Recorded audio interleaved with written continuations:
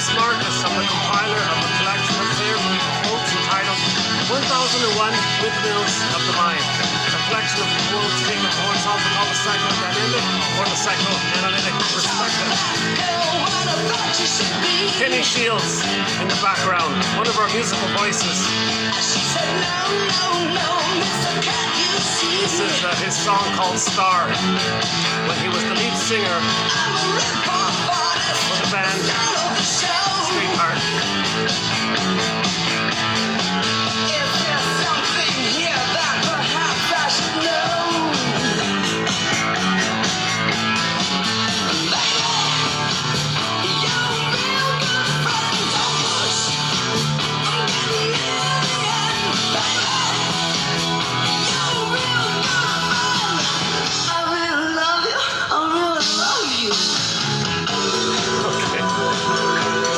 The song later on, maybe.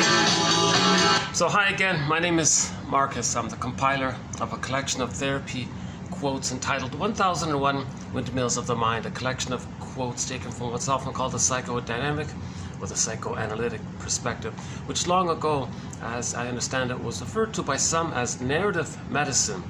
Some called it philosophical medicine, because this perspective seeks to be medicinal in the sense that it may help us reconnect with ourselves. Theory being with developmental trauma, interpersonal trauma, relational trauma, attachment failure, attachments, traumas, etc. We sort of lose connection with ourselves. This is symbolized by the loss of the golden ball, or the golden ball turning to stone, or the frog becoming petrified, or the woolly mammoth becoming frozen in that block of ice, or Miss Core is on the field, Earth opens up, she gets pulled down into the underworld, or the character's joy and sadness in the Disney movie Inside Out gets zooped into the other world, and so on. So that means we lost connection to ourselves. So the psychoanalytic perspective as philosophical medicine is meant to help us make it safe for our feeling self to be felt by us, so that we can be reunited with our feelings. I feel, therefore I am, hence we're back in our bodies, literally, in an emotional sense, spiritual sense. If you're not in your body, says Kristen Wilson, you're not making sense, literally. It's disembodied discourse that's causing all of these confusions and misunderstandings.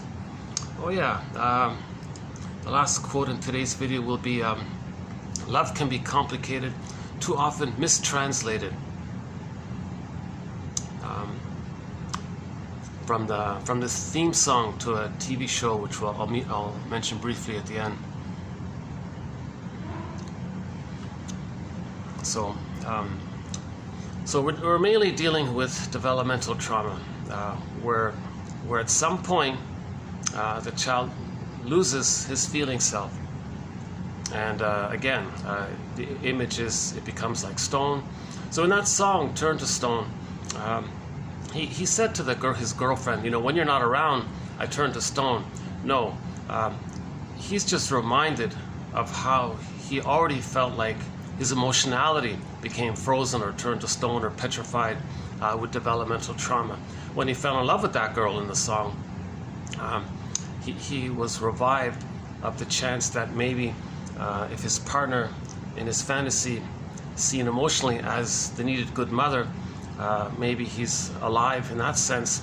And then if she's going to leave the guy, he blames her and says, I'm going to turn to stone if you leave. That's ridiculous. Her presence just reminded him of the oneness that he had with his mother before he lost his feelings. So he had a great hope that his partner in the present, in his fantasy, will be the good parent that he needed. Hence he felt alive. Now it was unrequited, she left, so he said, oh, I'm gonna feel like stone if you leave. The girl's not responsible for that. She didn't create that. So very good collection of quotes in the 1001 Windmills of the Mind is this topic on falling in love, from TQ 2435-9. Some of the best material here in this collection, 2435-9. We did a 5-video marathon on falling in love, this whole issue of so-called emotional unfinished business with the mother. And you find someone in the present who uncannily reminds you of your mother, but it's unconscious. It's in the amygdala. It's in the brain somewhere. So the partner you fall in love with in the present has some kind of psychological mapping in their psychology that resembles the psychological mapping in your mother. Hence, you feel revived within. The internal objects is revived. The memories are revived. So now you're one with the mother in the beginning. So trauma usually entails unmet symbiosis with the mother. All babies need paradise to continue for the first 4 to 5 months. For a lot of babies, they're not getting it. So when we fall in love, we revive some of that old wish to have our symbiotic needs met. This oceanic feeling, this oceanic bliss, the mother-infant dual unity, the unico mystica, Garden of Eden, Shangri-La, Shambhala, paradise, etc. So if that wasn't met in the nursery, there's a frozenality there. It gets frozen. Somebody in the present later on might remind you psychologically of your mother. Now inwardly you're reminded of it, hence you revive some of that need for symbiosis. Either it was partially met or it was never really met, but now you're getting it. So you have immense hope now. That's why it's called falling. You fall back to that infantile nursery place. That's the falling part. Or we transfer the unfinished business with the mother into the present. That's called transference love. So transference love, it's not genuine, regular, abiding love, present to people. It's like a one-person thing. You're going to transfer that dynamic with the mother into the present and see your partner emotionally as the mother. Cognitively, of course, you know your partner isn't your mother. Of course, it's ridiculous. You know that. But emotionally, no. You're going to relate to them as if they are the mother because of the unfinished business. So one play is entitled, I love you, you're perfect, now change please. Okay? So now the other partner is doing the same thing. So these become cat and dog style marriages. Both have exaggerated fears of engulfment, abandonment, hence the cat and dog quality. Both are competing to see who's going to play the role of the good parent that the other one needed in the nursery. Whose childhood are they going to recreate? So these marriages without consciousness often rust out, become like sour milk. At best, they just become sort of devitalized and they just go through the motions for whatever reason. So that's not genuine love, right? That's called transference love. And all of our love songs are about transference love. Even this one here by Streetheart. Actually, I played the song just for the music, not for the lyrics. We have a great soundtrack to 1001, Windmills of the Mind. Hundreds of great songs. 90% have some kind of psychological message. About 10 of the songs I'm just playing for fun. This is in that category. It's just a fun, upbeat kind of song. Still up here.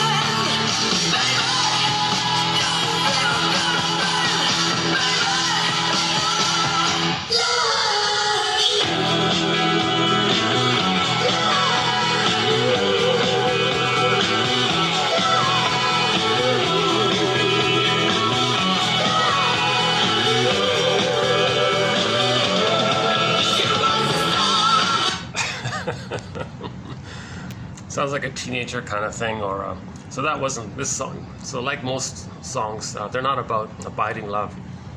The psychological structure for abiding love is a differentiation. But when there's trauma very early on, before 18 months, differentiation doesn't take place. In particular, prior to 4 to 5 months. Yeah. Okay, so so in the beginning, the baby's one with the mother. There's no differentiation. It's called a stage of undifferentiation. Baby doesn't know where he ends and his mother begins. Stage of symbiosis, merging, fusion, mother-infant dual unity, oneness. At 4 to 5 months, if the child is loved enough in the first 4 to 5 months, he feels safe enough to hatch out of that oneness, and he has a sense of, oh, he's a person, mother's a person. It can begin as early as 3 months. Some authors, well, I saw one quote say it could begin as early as 2 months. Another one said 2.5. Another one said 3. Mahler says 4 to 5. I saw one that said 6. I saw one guy say it could even happen up at 7 months. So somewhere between 2 and 7 months, the child is going to start to get that sense that he's a separate psychological person with a feeling, with his identity. And mother's a human as well. And she has a psychological self, ontological self, and there's that sense of two people. Whereas in the prior state, the primary narcissism, it's just all him, solipsism. Everything's there to serve him, take care of him. Sound familiar with the narcissistic pattern? They're sort of frozen in that area, right? So the baby is naturally meant to be in that state. It's a continuation of the womb life, because humans come out too early. They need that to continue. So in the womb, the baby thinks he's a little god or a little magician. Everything around him is serving him. He doesn't think, the theory is that he has a self, and he's inside his mother who has a self. He doesn't get all that. It's just him, and he's floating around in this blissful state. Unconditional hallucinatory omnipotence. All of his needs get automatically met down the center vein in the cord, and his waste eliminations spiral up and get metabolized. He's taken care of automatically, and he thinks, is he like the universe or something? Is it all just him? Or is he maybe the center of the universe and everything just serves him? Is he like a god, a magician? What is he? So he has this kind of blissful, powerful feeling, unico mystica feeling, this oneness of the mystery. So, but it's considered to be a blissful feeling. He's blissed out kind of thing. So you see, hence the Garden of Eden idea. Now, babies come out too early. Oh yeah, so by the way, so while he's in the womb, he's one with everything. What's his first object? Like, what's the first other for the baby? Recently we did a quote on music, psychoanalysis of music, and actually today we'll add one more quote to our thread on music, which is actually a sub-thread to the psychoanalysis of art. So again, we have over 55 topics or themes or chapters, ebook list to 1001 Windmills of the Mind. One of them is on art, and along that art thread, we got a music sub-thread. So we'll add one more quote to the music sub-thread. But the main one on music so far is 2541. That's a very good one. Plus part 2 of 4542, the one that follows it. It's not a complete, full theory, but there's some pretty good ideas in there. So basic ideas that the child's in the uterus. He's one with everything. But is there any kind of, could we say that there's some kind of sense of outerness for him? Is it really all him, but maybe there is an outer? Well, what would be the outer? Well, his eyes are closed, so he's going to hear. In the beginning was the sound. In the beginning was the sound. So what's the sound? Well, he can hear the mother's heartbeat. Okay, like in any song.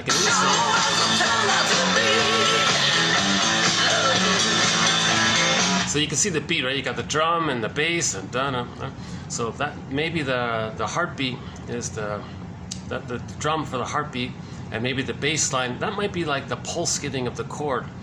And then the singing and the more melodic quality, that's apparently Francis Mott theorizes that corresponds to the blood flow.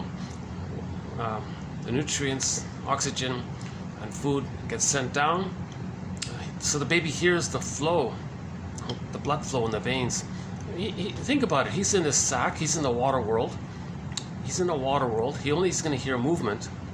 The sound is from the movement. So the heartbeat, the pulsating of the cord, and he's right beside the cord. So he's going to hear the blood flow going down, and the two spiral up. And Mott says it corresponds to the notes on the musical scale.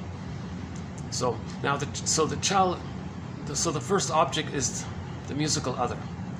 music, his first mother's music, basically. It's not, but he may think he may associate music with him being one with everything.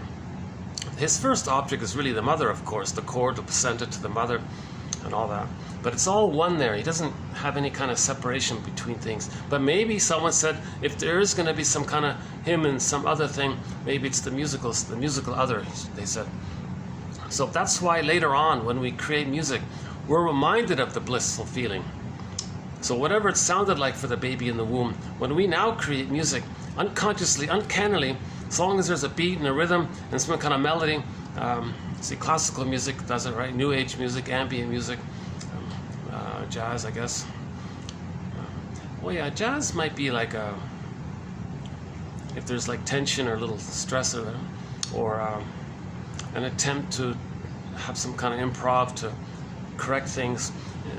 So we haven't really done much on that area. But anyways, if later on we hear music, the beat, yeah, in today's quote, the bass drum, that's sort of the continuity, that links to the mother, that's the holding quality. Then we're reminded of the bliss and the oneness and the safety and the unity that we felt in the womb. So we feel pretty good when we listen to music. And someone regarded music as the master emotion, because if music reminds us of the music we heard in the womb, and that links us to our identity, and our identity has all of our feelings, our golden ball. Okay, our golden ball means all of our feelings self, radiance, vitality, a wide range of feelings, needed feelings. Okay? Then if music reminds us of the womb life, and in the womb life we had all of our feelings, then music is the master, is symbolic of the master emotion, or the master emotion to symbolize all of our feelings. So music is like a symbol for all of our feelings. So music is like a master symbol for all of our feelings, they were saying. Grassi was saying this. Grassi in part 2 of TQ 2542, that one there. Yeah, he's the one that said, in the beginning was the sound. The sound was with the mother. The sound was mother. That one there. Interesting material about music, yeah. Speaking of music. Kenny Shields, I miss him. Yeah, he passed away a few years ago. All my money's gone, and damn, so was she. Everyone enjoyed the show except for me.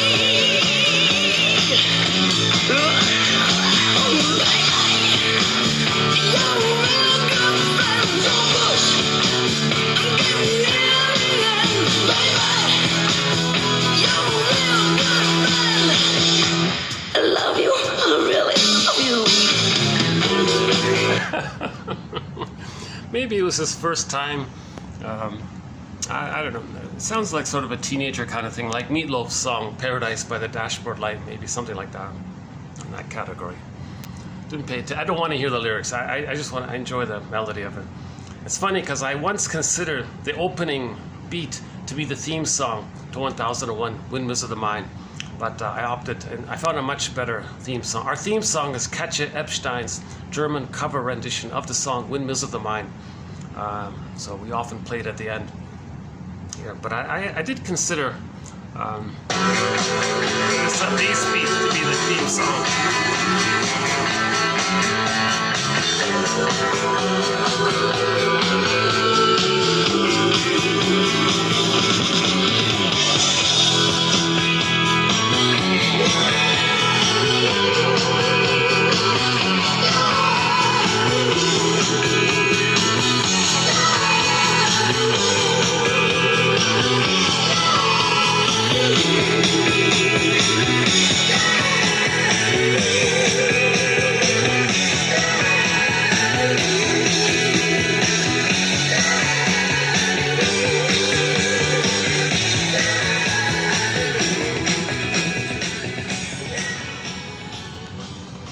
Maybe we'll play some more Street Heart later on.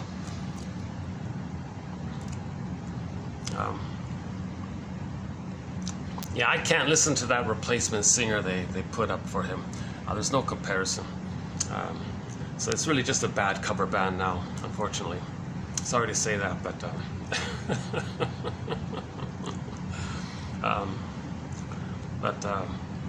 yeah, Kenny Shields. We many of Street Heart's songs are on our soundtrack. This one here, Star, Storyteller, What Kind of Love Is This, and several others.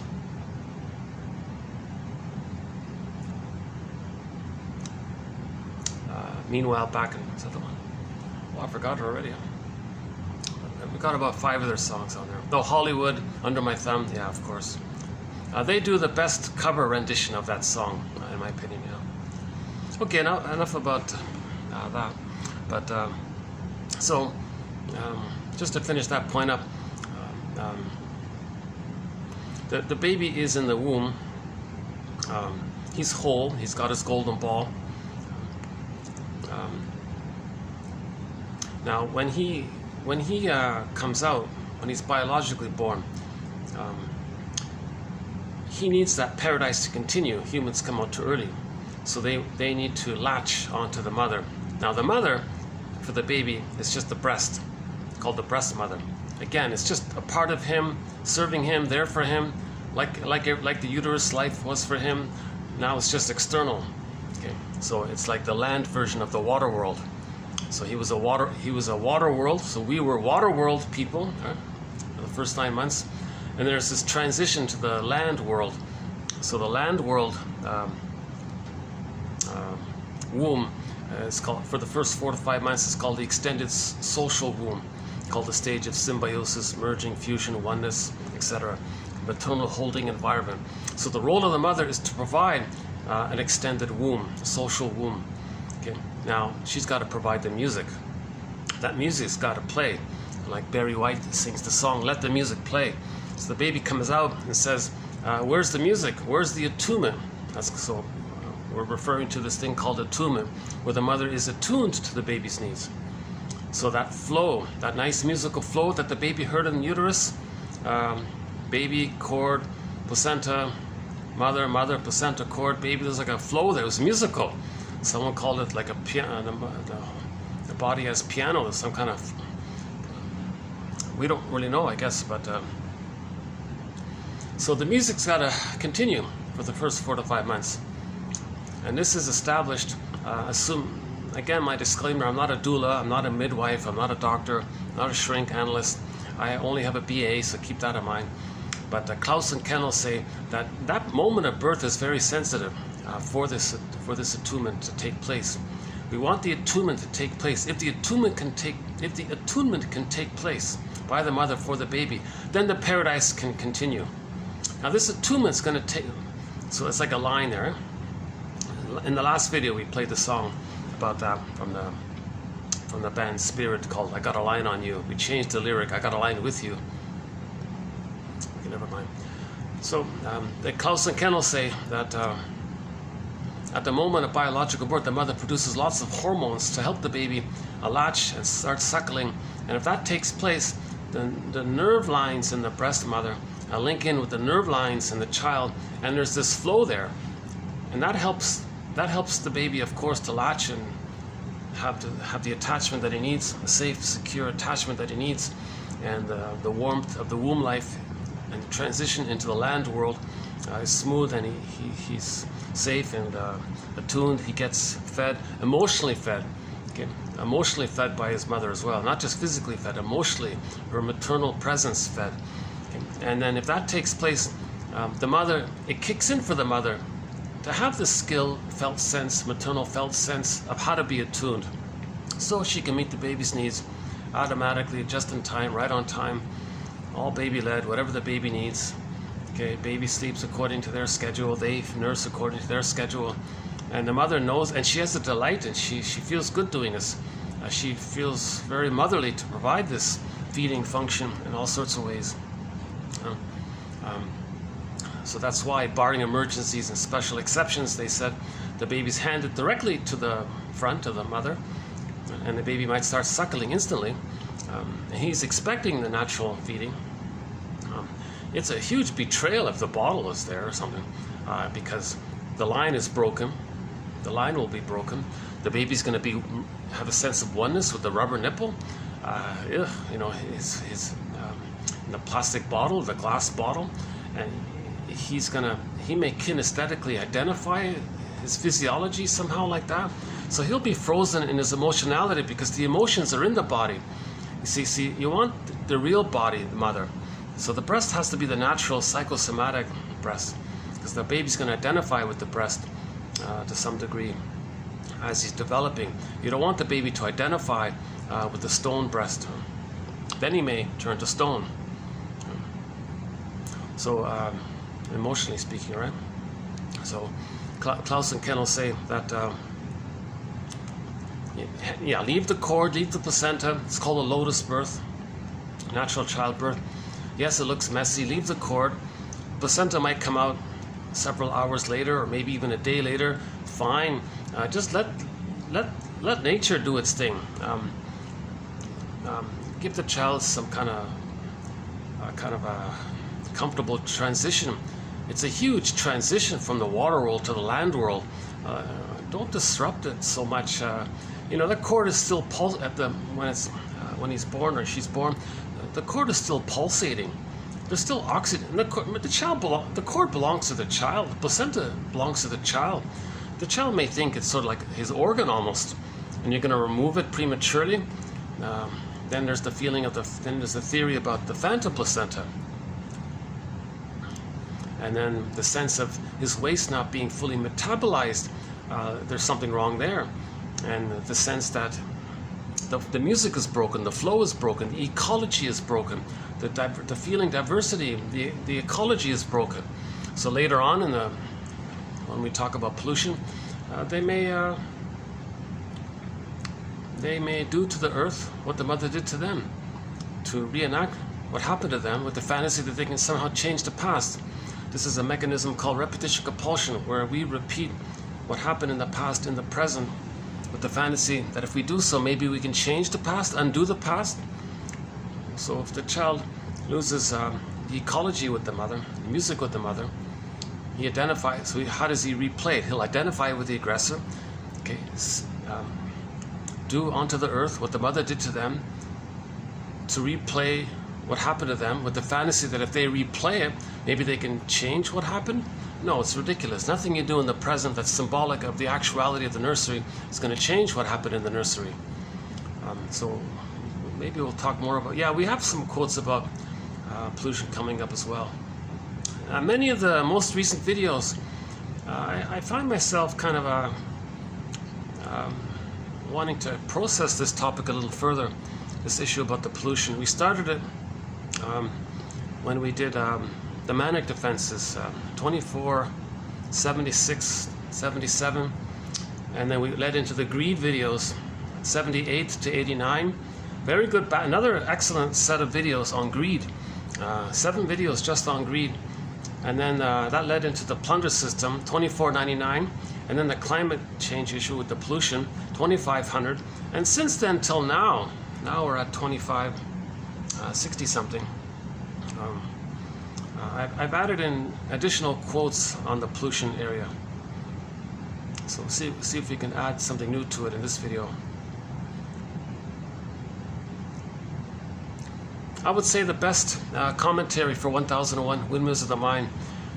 Maybe it's for the past 6 months here. I would say maybe. But much better than my commentary are the actual quotes. So in each video, if you click the More link or the See More link, you'll get all of the quotes. Likewise, in this video here that you're watching now maybe or listening to, if you click the More link or the See More link or whatever it says, all of the quotes are posted below. Roughly 10 minutes worth of reading in each video. That fits in with Robert Bly's advice, one of our guest mentors. He says, you know, read psychology, the study of the soul. The study of the soul. Read psychology. Be your own soul doctor. Self-teach, become self-taught on how to heal yourself. Read the study of the soul every day for 10 minutes at least, he said. So I think each video maybe offers that.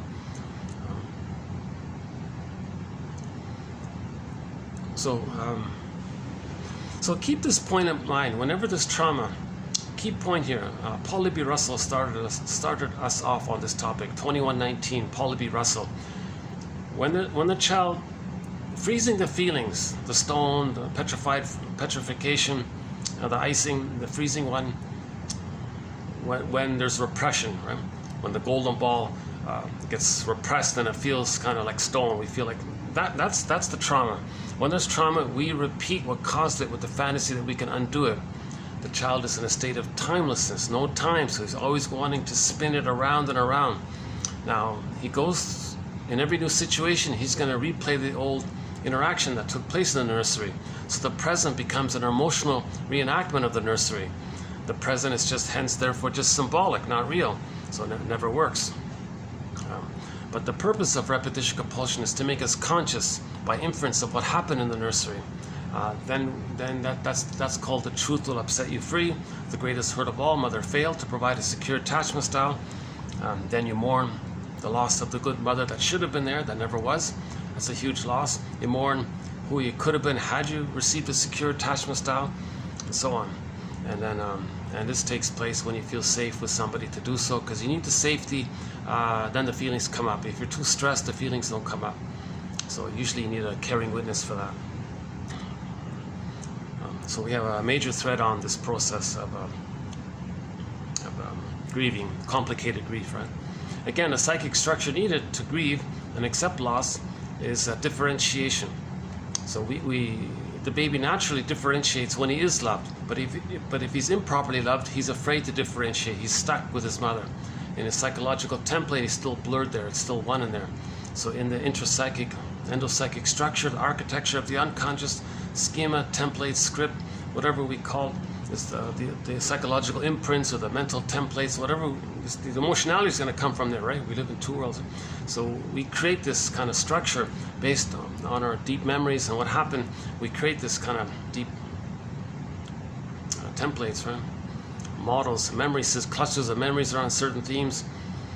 And it's traumatic. It's a traumatic script. The organism seeks healing.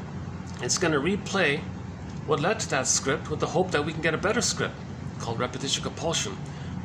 So the trauma is we lost our feelings, it became like stone. We're going to repeat and search for our feelings to get back to golden ball, to get the stone ball to come back and be a golden, alive ball, right?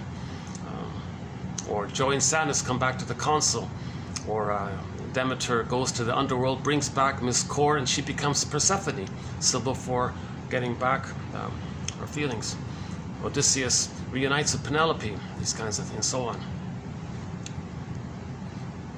So when we lose our feelings, we're in search for them. We're going to replay what caused the loss in search for our feelings. We repeat in search for our feelings. We repeat because we lost our feelings. We don't have our feelings, and that's why we are repeating. Finally, with the help of narrative truth, and then we get back our feelings, then we stop repeating. So the reenactment takes two basic forms. Okay, mother was misattuned. Oh yeah, so back to the line there. If that line doesn't take place, Klaus and Kennel say that if the baby's removed for too long, all of those hormones that the baby, that the mother created, very time sensitive. That's the whole thesis of their book. That changed many hospitals to change their ways. Many hospitals changed their ways. Prior to that book, the delivery was done to meet the needs of the hospital, to save money and all this. A lot of babies are traumatized by this, but that book changed things immensely, because they pointed out that at the moment of birth, it's very time sensitive.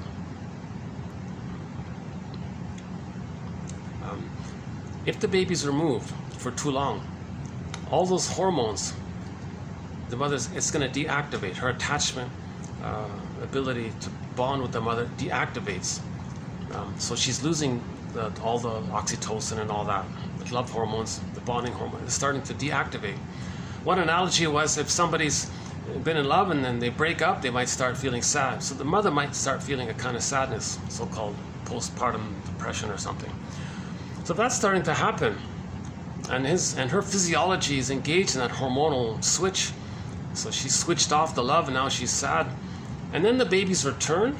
During that time, the mother might reject the baby. Get out, you're interfering with my mourning process. You're bothering me, get away.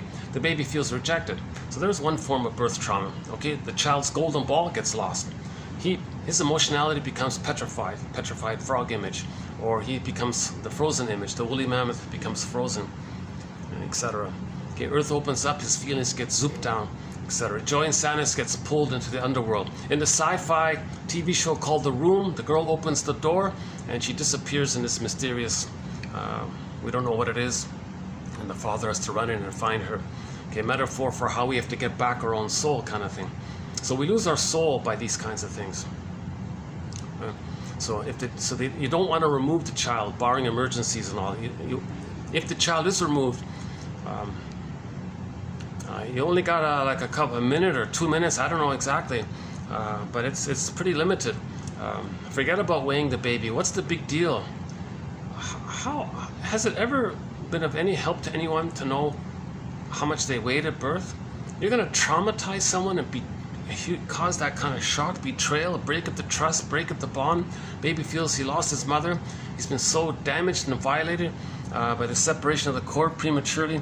Just so you can fill in a chart for some bureaucracy that which was made covertly to have an excuse to traumatize the babies, because that's part of the plunder system. When babies are traumatized, they deal with the pain by thinking in goddess and demon terms. They divide the world in all good or all, right?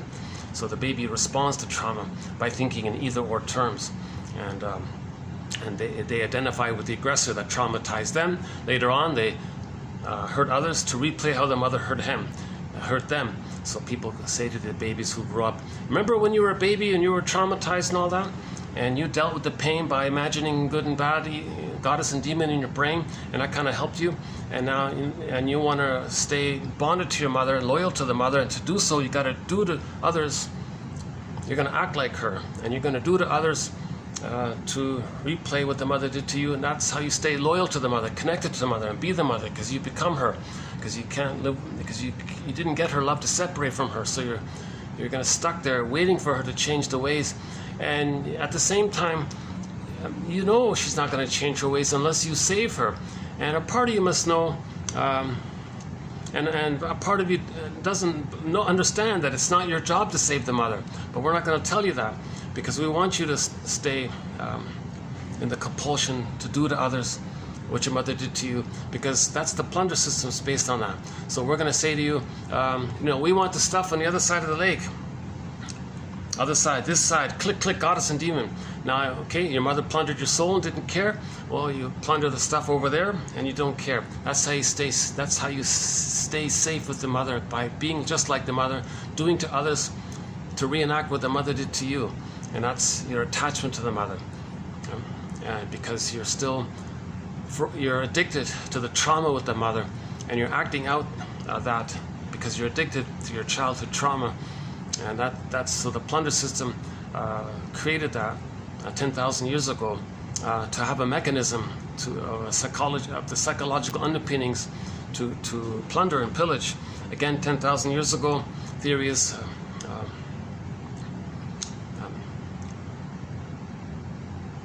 should we do that one there? So the general theory is that if we're going to do that, if I'm going to go on a sidetrack here, let's start off with Carl Sagan's quote here. Hold on a sec. Let's bring up Carl Sagan's quote about the Mac. Speaker's still on here. I got this new speaker here, but I'm still trying to figure out how it works here. Hold on a sec. Let's turn it back on. I'm going to play you a clip from the Carl Sagan, from his famous TV show, 13-hour series. This is just about 3 minutes long, about the pale blue dot. So let's start off with this then, and I'll come back to Klaus and Kennel after we go on this sidebar here.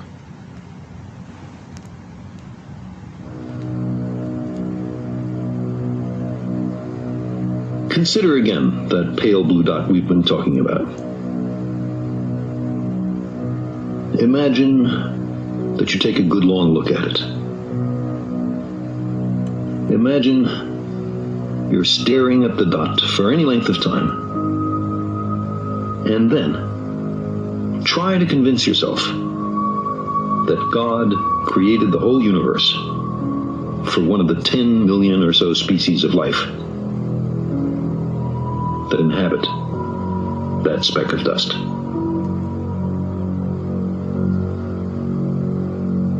Now take it a step further.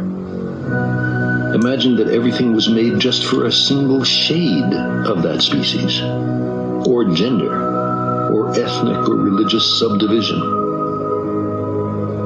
We can recognize here a shortcoming, in some circumstances serious, in our ability to understand the world.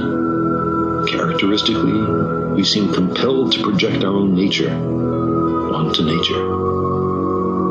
Man, in his arrogance, thinks himself a great work, worthy of the interposition of a deity.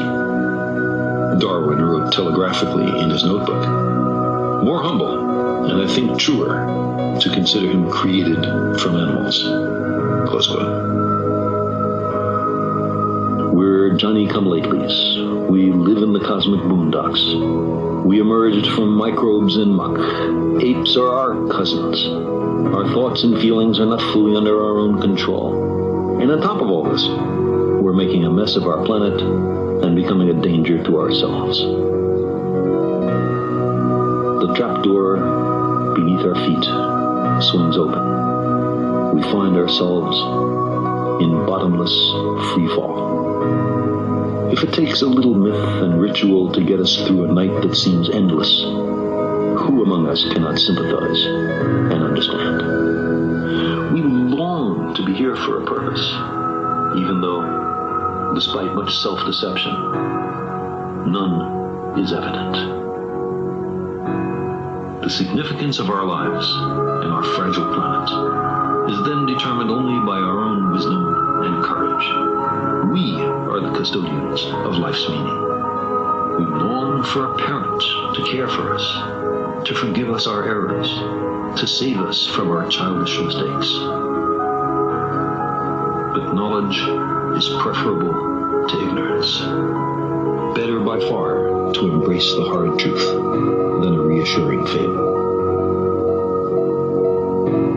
Modern science has been a voyage into the unknown, with a lesson in humility waiting at every stop. Our common sense intuitions can be mistaken. Our preferences don't count.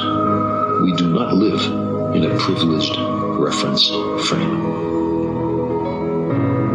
If we crave some cosmic purpose, then let us find ourselves a worthy goal.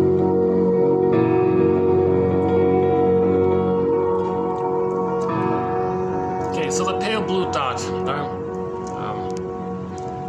He says, just imagine trillions of gajillions and gajillions of little tiny little specks floating around, and it's just by chance that one of those little specks is not too far from the sun, not too close from the sun, just the right distance for life, for water, and then it takes billions of years for the Earth to have, from the muck and from the mothers, from the original cells. We came from the muck. These monkeys are our cousins. Then there was this bush, this branching of the monkey line, and then the monkey line, some of them branched off into the hominids, and then the hominids, finally, the one that's adapted to things, the smartest one, I guess, or whatever, was Homo bodoensis. So let's have a little gratitude to Homo bodoensis here. So if you don't know this theory about Homo bodoensis, here's one artist's rendering of it. Meet Homo bodoensis. We got to thank this guy. So for 1 million years, Homo bodoensis roamed sort of the northeast part of Africa, and then and he was the smartest one in terms of how to adapt and understand things. And then out of evolutionary development, he got a cortex. So when he got a cortex, he morphed or evolved into Homo sapiens. Okay. So let's have a little gratitude for this guy here. Let's have some evolutionary gratitude. Not only for all of the microbes and the muck that led to everything, but finally it led to this whole bush line of the monkey line or whatever, the ape line or whatever, and then it led to another line of the hominids, and finally the one that we came from is Homo botuensis. So all Homo sapiens, all of us, came from Homo botuensis, and Homo botuensis was around for almost 1 million years. Theory is 1 million years, and because of their ingenuity. And now Homo botuensis, so notice he doesn't have the cortex, right? So he doesn't understand time because he doesn't have the cortex. There's no hippocampus yet, right? There's no cortex here, so he doesn't understand time. He doesn't speak. He doesn't have language or symbols. He can't write, right? He's just sort of in the now all the time. So he's a simple kind of guy that way, and he can't draw maps or do math or ask questions. There's no language there. There's no conscious memory, that kind of thing. So then when he developed the neocortex, right? When he developed the cortex, then he got a sense of himself, and then he spread around, So we all came from Homo botuensis. So first of all, let's have some evolutionary gratitude to us, an earlier version of us. He's us underneath, right? Underneath, okay. We're all Homo botuensis underneath, put it that way. And then he evolved to Homo sapiens. Now Homo botuensis had a friendly temperament. I agree with the bonobo idea, but maybe they were trying to say they were friendly and playful kind of thing. So all babies got a secure attachment style. So the temperament of Homo botuensis was calm, easygoing, relaxed, kind of joyful. This artist's painting isn't maybe the best one for it, but he's projecting too much. The natural state of Homo botuensis was a joyful look. It was actually kind of relaxed and radiant in a happy way, because all babies were loved, all babies were held and got a secure attachment style.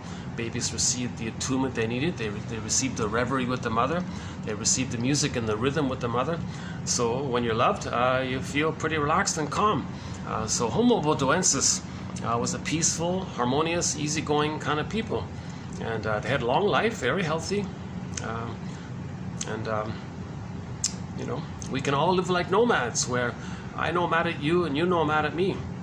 So they were kind of peaceful, and they survived for 1 million years with the tolerant personality on the global village. Right? And then 10,000 years ago, when Homo botuensis developed the cortex, the frontal lobes and all that, the mid-prefrontal cortex and all these different parts to the cortex, then now we say Homo sapien, and we all came from Homo botuensis, so we're all, and he was the one, right? He's the one that survived, right? The one that adapted to the environment and all that, right? And part of that adaptation was to become a Homo sapiens, which is us.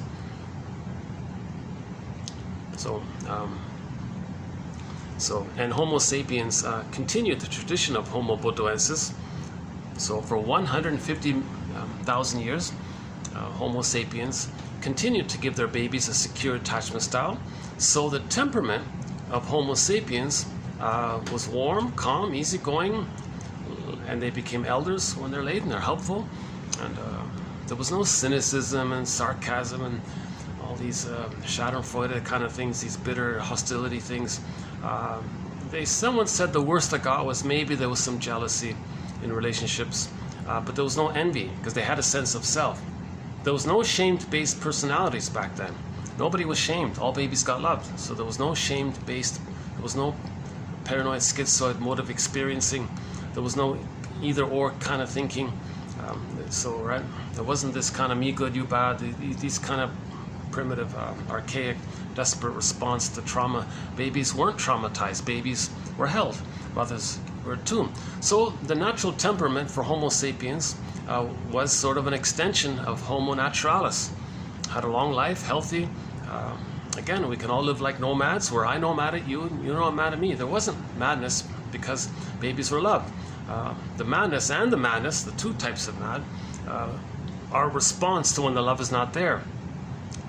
Then something happened, an accident, 10,000 years ago, the discovery of farming and agriculture. There's the theory. Because with that discovery, it was like winning the lottery. Now, when the mammalian part of the brain gets something that makes the person safer, then the mammalian brain sends the organism, the person, serotonin. That's the feel good because I'm safe chemistry. Okay. So it was like winning a massive lottery, kind of by accident maybe. So Homo sapiens basically won this $1 trillion lottery. Everyone won $1 trillion or something. We don't know what it was like, but it was enough to drastically alter the brain with this flood of serotonin because they got this massive safety. Maybe a comparison would be, let's say if everybody today won $1 trillion, there'd be a huge excitement, you know, so, and we might get used to it, of the new lifestyle or something. But so let's go back 10,000 years ago. You know, some of the people, by the way, said, "Don't do this. Don't mess with this. You're going to upset the ecology." But someone said, "We can't help ourselves. We got this new level of serotonin." And then maybe there was some kind of flood or ice age, or maybe there was some kind of weather issue or something. And then people panic, and then you're worried that you're not going to get what gave you the serotonin.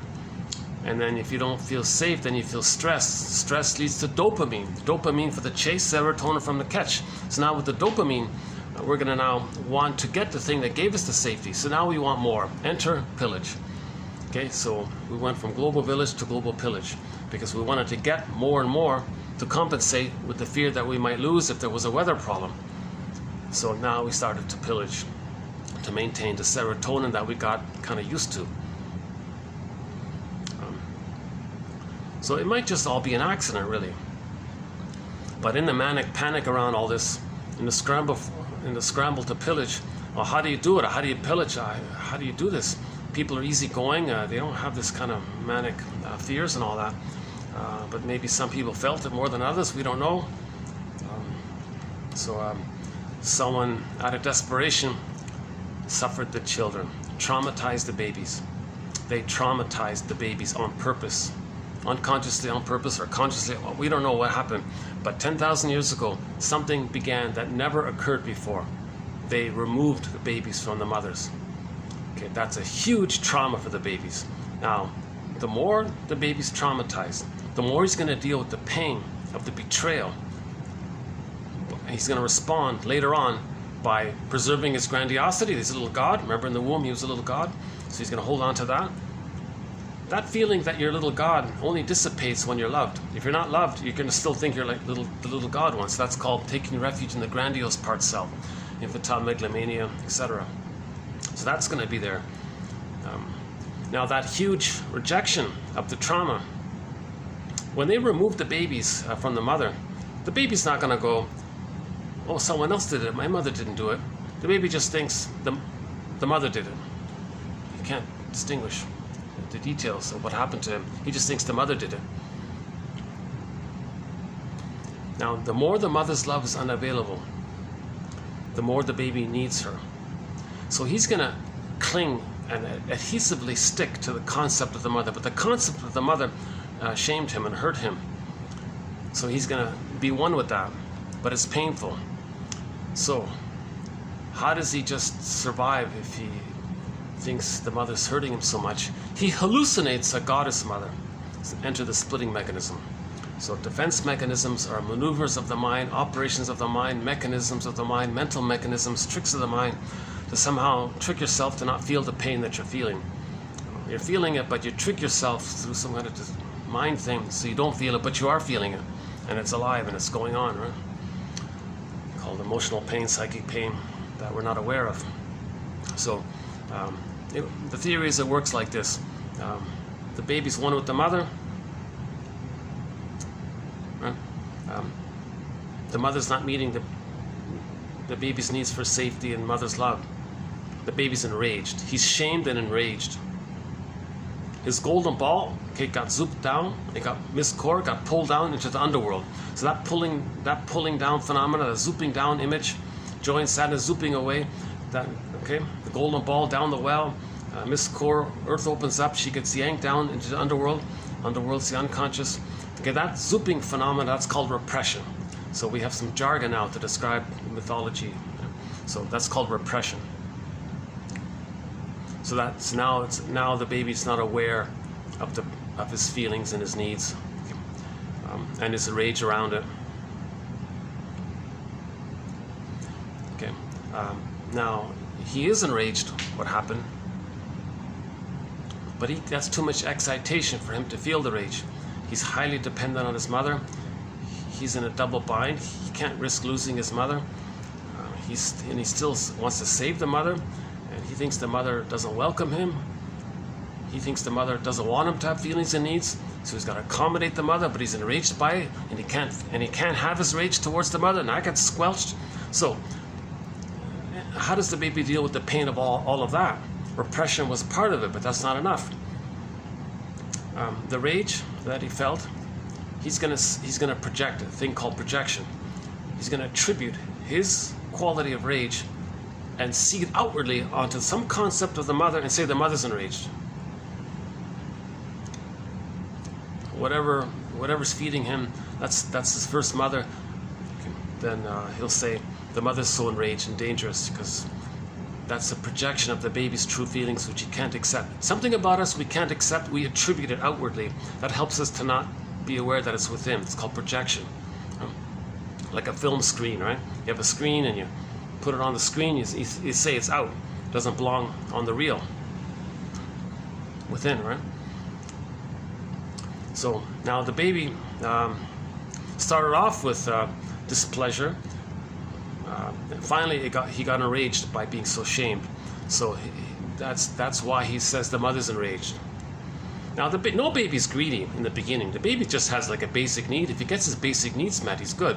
But if the baby's not getting his basic needs met, okay, at some point he's going to try harder and harder. He's getting angrier and angrier.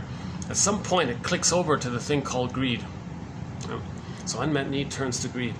Now he has the fantasy that he can control the breast, possess the breast, own the breast, gobble in the breast, have the breast, just control it, have it. And now he's greedy that way. He wants it all. He wants to take it in. There's that kind of devouring fantasy that he has. Someone call it. So now that's shamed. He can't handle all that. So he projects that onto the concept of the mother. Okay, this cyclops creature that he's painting, or this monster, or the guy with the horns, whatever image he's creating of his mother, it's going to end up as some kind of devouring monster that wants to eat him. Okay, again, the baby doesn't have language yet. It's called primary process thinking. It's pre-verbal, pictorial, timeless. Things are wildly exaggerated. Alice in Wonderland, things can flip. It's like a dream world. Things are... So the baby, it helps the baby not feel so much pain. If he tricks himself to say, the mother's enraged, I don't want to take in, the mother wants to take in.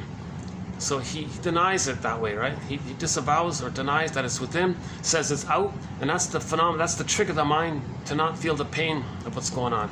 If he says it's out like that all the time, right? You see it all the time with children, right? That little kid has chocolate on his shirt or something, and the mother complained, "Did you eat the chocolate?" "Oh, I didn't do it. My brother." Johnny, my brother ate the chocolate. I didn't eat the chocolate, because the child was so afraid. He projects, he blames, says someone else did it. So the baby says, I have the similar. Imagine that mechanism. The baby says, I'm not enraged. I don't have the wish, the fantasy to devour. I'm not greedy and all that. No, the mother is like that. Blames the mother for it. Projection. Now the truth is, he is bonded to this painful, shaming mother, whatever image he creates. How does he just survive? Okay, enter another defense mechanism called splitting. He's going to, in effect, create two mothers. Whatever his one mother was at that time, he's going to imagine he's going to make up two mothers. the true one that's hurting him, that's not his mother. That's someone else. That's like some witch. That's not his mother. No, he'll deny it. That's part of the splitting mechanism. But in order to have some kind of feeling that he can live, he'll make up a hallucinatory ideal goddess mother, and that's his mother. And in myths and fairy tales, you see that motif of goddess, demon, Wizard of Oz, good fairy godmother, evil witch. Okay. So that's how the child manages the pain around being misattuned and shamed and abused by the mother. The betrayal, trust, mother failed, didn't provide a secure attachment style, didn't have the line, didn't have the music, didn't have the reverie, didn't have the maternal holding environment, didn't have the positive maternal experience, you know, that warmth and safety and that kind of playfulness and you know, normally in normal development, how the mother's attitude towards the child takes that attitude for himself. So if the mother sees, hears, feels, soothes the child, the wiring is getting laid down. The brain is malleable, it's expanding quickly. The neural networking gets laid down based on the interaction with the mother. It gets laid down based on that interaction with the mother. It gets set down like that. So human connections lead to neural connections. So if the human connection with the mother in normal development is the mother has reverie, her presence, she's present to the baby's present to himself. Mother sees, hears, feels, the child can see, hear, feel himself. Mother soothes the baby. Wiring gets laid down based on that interaction. Now the wiring is laid down, now he kind of can soothe himself all the time kind of thing. So the basic trust is still there, his golden ball is still there, etc. Now if he's removed, all that's broken. And to deal with that pain, it's called the paranoid schizoid mode of experiencing. Okay. Melanie Klein's very helpful in this theory. Okay, the paranoid part is that the mother's a monster that wants to eat him. You see, the baby scares himself. He's like a little Picasso. The baby's going to paint. Imagine a baby takes a piece of paper, draws the other, whoever the mother is from the baby's point of view. Let's say he draws some kind of blurry circle or something. That's the mother. And now he's going to say, well, let's make this entity enraged and dangerous. The artwork describes his feelings. Artwork describes his feelings, his traits. He's going to put it out on the artwork. Let's make this monster, this dangerous, threatening, frightening monster character who's so angry and all that. Let's attribute to him that he wants to gobble me up. Whoa. Okay, so that's the quality that the baby was greedy and wanted to gobble in the breast because he was so enraged that his needs not getting met. So he projects that concept. So he creates a painting. And so he projected out his attributes onto the mother, creates an image. That image he puts back into himself, called interjection, because he's got a bond to this somehow, right? He has to have an attachment. The baby would rather be bonded to an abusive mother than have no mother. So that's how the baby's managing this somehow. Baby's a genius to do all this, but at a huge cost, right, of course. So,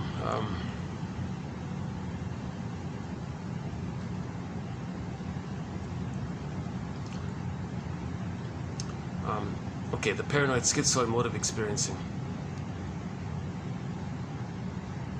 So we were just talking about the baby's traumatized.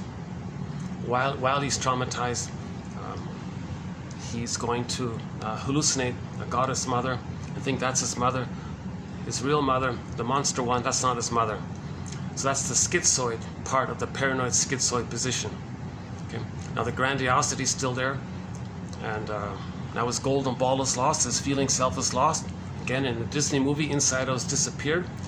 At the console, it was just fear and anger, the amygdala, the survival personality. The survival personality just sees things in either or, useful or not useful, all about me or forget it, all or nothing, now or never, these kinds of extremist either or. They see things overly generalized like that.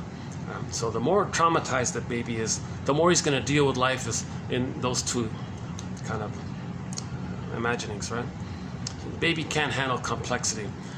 The baby can't say, oh, I was removed from my mother. My mother didn't mean to do it. Someone else did it because they were panicked about the serotonin issue. I'll forgive my mother for that.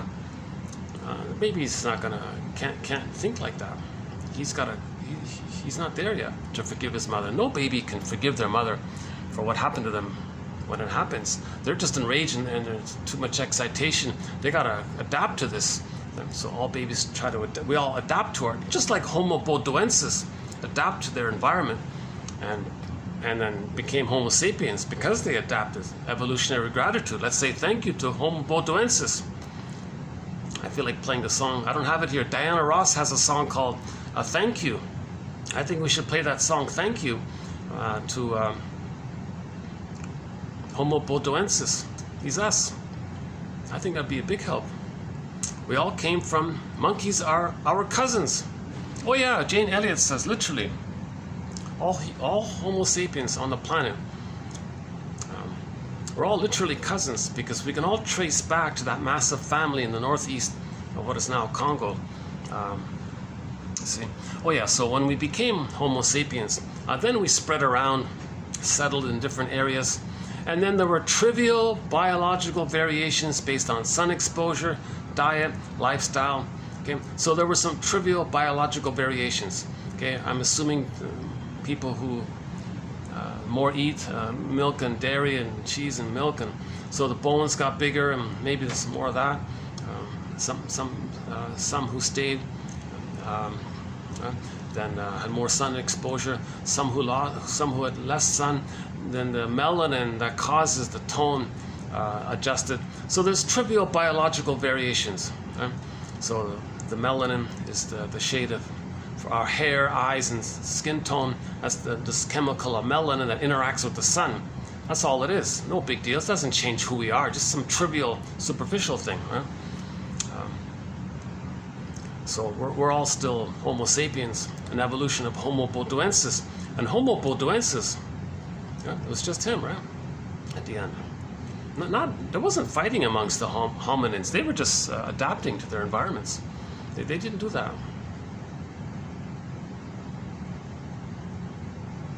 Maybe it's like kids in a classroom, you know, who's the smartest gets the highest grades. I don't know, maybe something like that. I'm not sure what a good analogy would be. Undeveloped, I'll have to follow up on that one.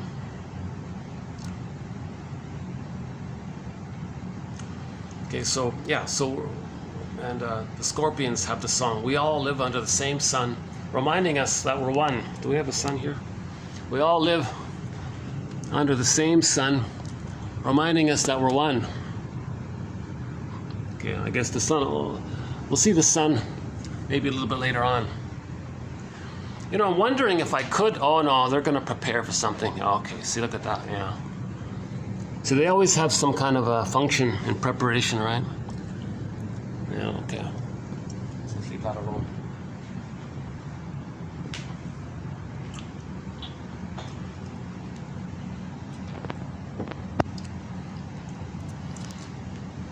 Yeah, so Carl Sagan says, put it that way, it took billions and billions of years for everything to evolve, and we came from the earth.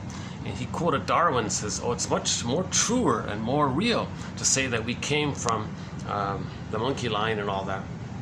Let's have a little humility here, a little gratitude for all this. Don't think you're so important, that's a trauma. The grandiosity, the arrogance, that's a symptom of trauma. Okay. So he said, Carl Sagan was saying, let's be realistic here.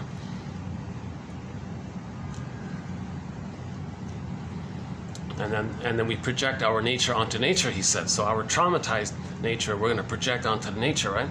So when people say love Mother Earth, but they were so hurt by their mother, they're going to displace their anger at the mother on the earth. So that's just called simple displacement. You express your anger towards your mother on Mother Earth. Okay, your personal mother, you say Mother Earth, so that's why people are so angry on the earth. Plus, the earth is supposed to the mother was supposed to metabolize the baby's waste. If that didn't, there was a problem there. So repetition compulsion reenacted. So they're going to communicate how the mother, their need to have the metabolization. So the placenta and the breast was supposed to metabolize the baby's unwantedness. So the fantasy is they're still emotionally at the unresolved issue of the placenta and the breast. Planet placenta, planet breast. Okay, so So people are dumping 10 billion tons of plastic into the ocean because emotionally, oh well, the breast is powerful, it can handle it. The placenta can metabolize. The mother can handle the babies. They're still operating from the baby way of thinking. Repetition compulsion, replaying in the present something symbolic of what happened in the nursery. Hence the pollution to symbolically replay.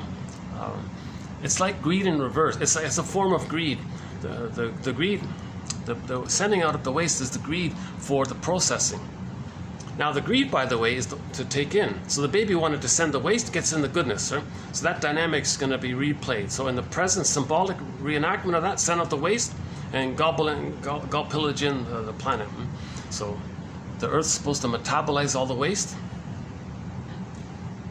and to symbolically reenact how they didn't take in the mother, the positive maternal experience. They want to gobble in all the goodness of the Earth. So there's the greed and the indifference. Baby's indifferent. The baby thinks it's all just him. It's just he doesn't understand separation. He never achieved the feeling that the mother's a person in her own right, and he's a person in his own right. He never got mutuality. He's still in the solipsistic world kind of thing, right? So now, plus in many cases, when the trauma is very severe early on, the bully pattern, the Iago pattern, lower functioning BPD pattern, the narcissistic pattern, and a few other patterns in that very early on stage, then to stay attached to the mother. If the baby can't tell the breast mother, the baby can't tell the difference between the breast and his experience of the breast. If the baby's experience of the breast ends up as envy, meaning he no longer wants to accept goodness, know goodness, have goodness, feel goodness because of the pain associated, hence hatred of the good. Now, the baby's going to be one with this hatred of the good. That keeps him safe with the mother. In other words, if mother is envy, he's got to be one with mother to stay attached to the mother. He's got to stay attached to the mother to have some kind of attachment for his safety. So he only feels safe when he reenacts the envy. The envy inflicted on him, he inflicts the envy, he inflicts outwardly, then he feels safe and attached to the mother envy, the envy breast, right? One guy calls it. So when he's envious and sees goodness destroyed and damaged, he feels safe with his mother. He can't leave the mother. Now, envy, by the way, utilizes the repetition compulsion to symbolically reenact in the present the need for metabolization, that's the pollution, and the need to take in, the greed. So the pollution and the greed go together. Right? So envy says, oh, I don't care about that. I don't want to heal. I'm not there yet. But the organism automatically tries to heal through the repetition compulsion. So envy says to the polluting side and the greed side, oh, knock yourself out, because when you pollute and when you're greedy, that destroys. And I don't want to see goodness. So go ahead, knock yourself out. Pollute and plunder, and then things are destroyed, and then I'm not triggered nor reminded of goodness, because I don't want to see goodness, know goodness, experience goodness, think about goodness, because that reminds me of the original time I needed goodness and the pain around us. So I don't want to see goodness. So go ahead, greed. So greed, knock yourself out. Greed damages.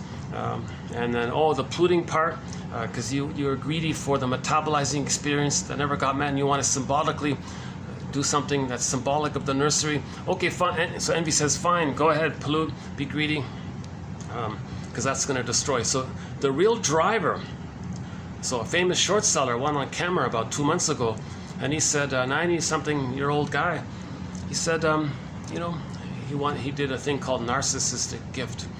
He wants to look good, preserve his grandiosity. He wants to be seen as good, as wise. He's going to help humanity, throw humanity a crumb. Oh, isn't he generous to teach us what's going on, how the world works? He said, dear people, the world is driven not by greed, envy.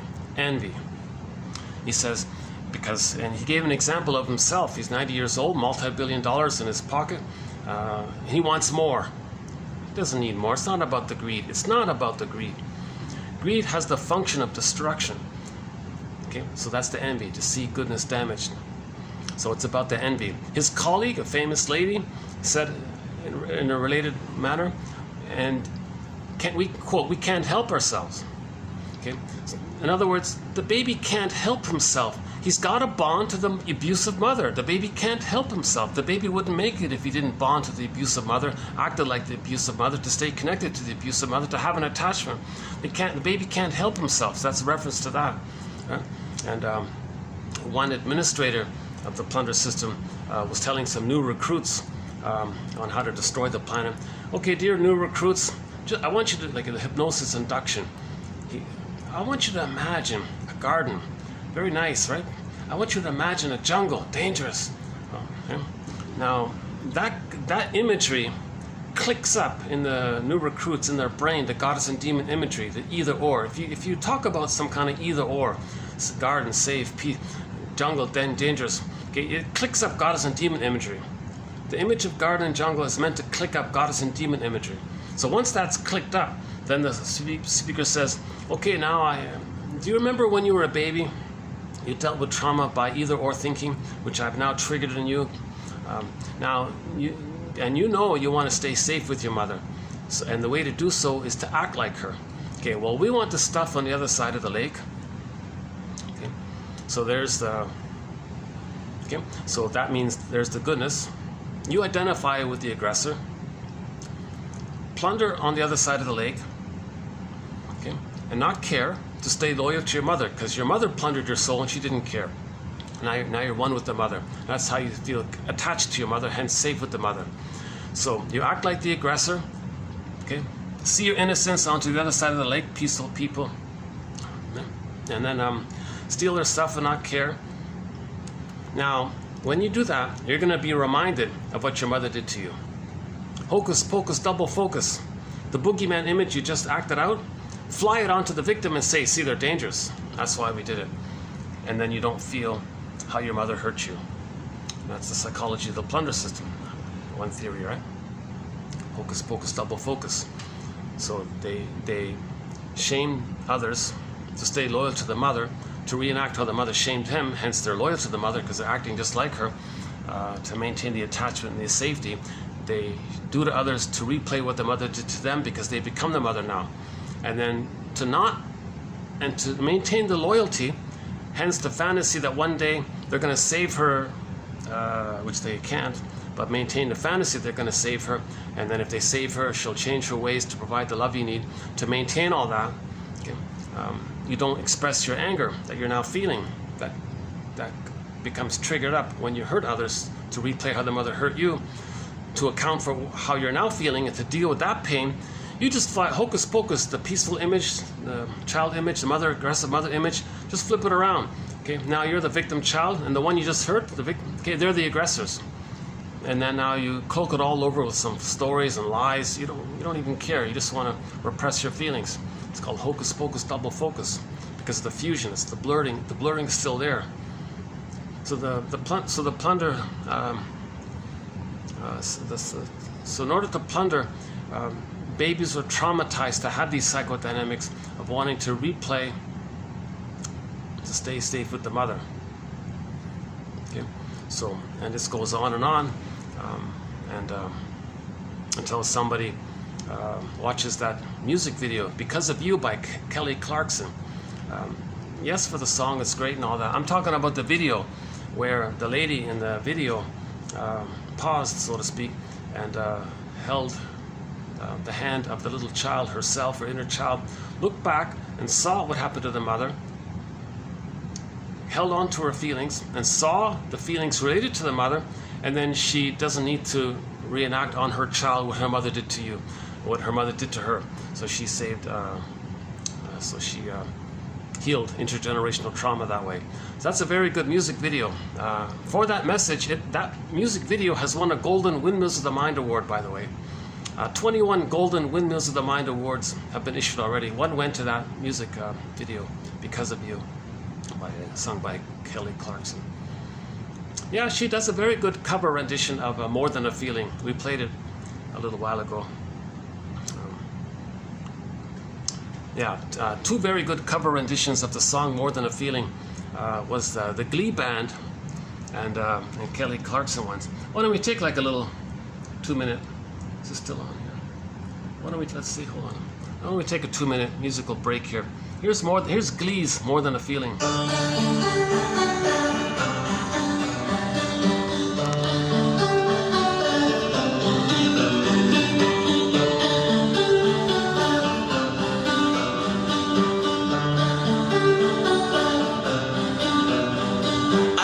Out this morning and the sun was gone. Turned on some music to start my day. I lost myself in a familiar song.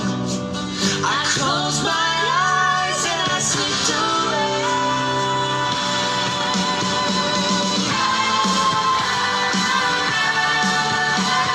It's more than a feeling.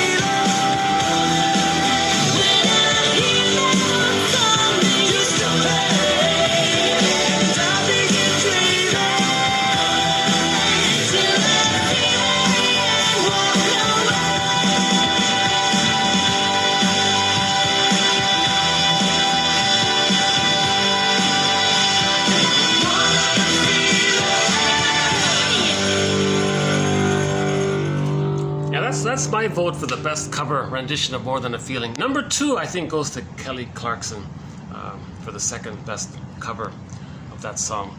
Difficult song to sing. A lot of people try it. It's hard to do, right? Yeah. Another great singer, Brad Delp, 20 years ago, I guess. Okay, hold on a sec. Okay, so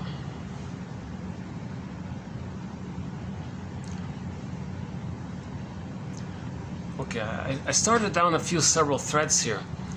Let's pick up on some of them. So let's go back to Klaus and Kennel then.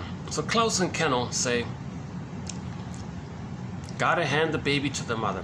One suggestion that's been made on behalf of 1001 Windmills to Mine is that the mother just stays in bed for 4 to 5 months. What's the big deal? Make herself comfortable. Skin to skin contact, constant contact, warmth. The skin-to-skin contact between the baby and the mother. Baby sleeps most of the time, but let the baby sleep on the mother, beside the bosom. He can suckle as he needs. He's not greedy. He just as he needs. When the mother needs to use the restroom, she carries the baby gently. Have the continuity there. Have the womb life. Now, it's the two. No one interrupts. No one pulls the baby apart. The role of the father and other family members is to make the mother comfortable, pamper her, make her relaxed and comfortable. Just let her, whatever she wants, let her, spoil her if you have to, let her feel safe and warm. And the mother doesn't watch scary movies and no arguments. You got to maintain the paradise for the baby. So however the mother's feeling, that's going to translate to the baby. So do it for the baby and do it for the unit. Think of it as one. Oh yeah, there's a famous quote that says, "Don't think of it as any kind of separation. It's just the There's no mother, there's no infant, it's just the oneness. Think of it that way. There's just one there. Yeah? No such thing as a mother, no such thing as a baby. It's just the mother-infant dual unity. You got to think of it that way. It's just the one. The two of them blurred like that, just one. So for 4 to 5 months, allow that. So the father doesn't pick up the baby for the first 4 to 5 months. Ironically, that's scary for the baby. Shouldn't do that. It gets recorded. Baby remembers it. That something pulled him away like that. He's angry by that.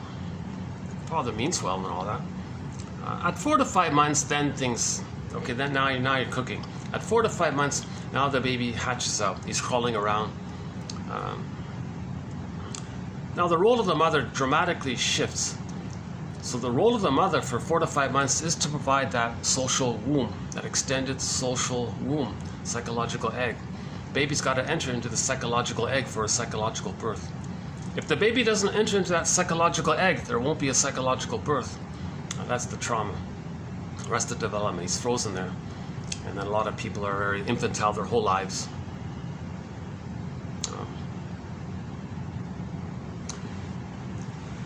And a lot of very difficult personality patterns can spring forth based on the fixation that the child didn't get the maternal holding environment. They didn't get the psychological egg. Okay, the main emotions are going to be hate, greed, envy, grandy, spite, vindictiveness, schadenfreude, the grandiosity, of course, the ingratitude. Okay, now the hate, all that hate is there because the love wasn't there. Hate is a reaction to not getting the normal love that was needed. So we talked about the manic defenses of greed and envy already. The grandiosity is there. Now the controlling part, in the case of the bully pattern, is that they want to control others to be symbolic breast, to have a kind of feeling, fantasy connection that they're connected to the breast. That's why they're controlling, because they can't experience loss. They want to control to not lose, because they don't have the psychological structure to accept loss. To accept loss, one needs to differentiate and get their golden ball back. So they can't accept loss, hence they're going to be so controlling. So the bully pattern is a common pattern that springs forth when the baby doesn't enter into the psychological egg. Iago pattern is another common pattern. He's just filled with envy. He's very passive aggressive. He covertly hides somewhere in some kind of corner, and then secretly gets others to spread rumors, and they spread the rumors, and then the result is others are damaging themselves outwardly, and Iago sits back. Oh good, things are being damaged out there. Okay, he doesn't want to see goodness. He just wants to destroy goodness, because that's his connection to the mother. So that's another disturbing pattern called the Iago pattern, the bully pattern. And often the Iago pattern will use the bully pattern as a proxy arm for them. And the bully pattern just sort of is like a useful idiot, so to speak, for the Iago pattern. But the bully pattern enjoys the power to have the feeling of the connection. Now the connection is not a connection. It's not a real connection. It's if they get a response that the other one is afraid, then they feel some kind of connection that way. Love and gratitude haven't entered the psychological picture yet. You see, this is all the paranoid, schizoid mode of experiencing, mode of operating. It's called paranoid schizoid position.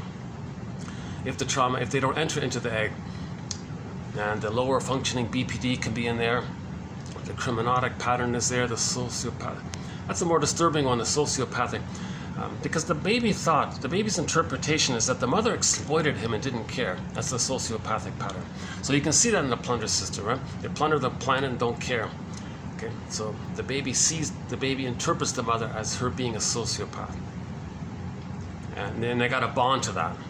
And they're going to be loyal. Very disturbing stuff. That's an emotionally loaded term, that one there. But we gotta try to understand this material somehow.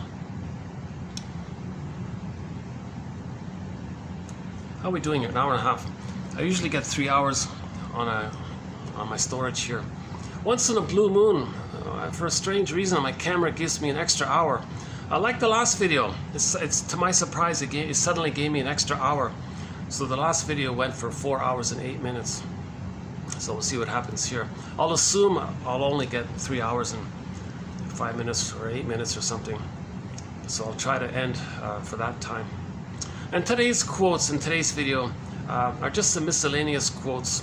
So we're not introducing any real heavy new material here. Just going to supplement some existing material.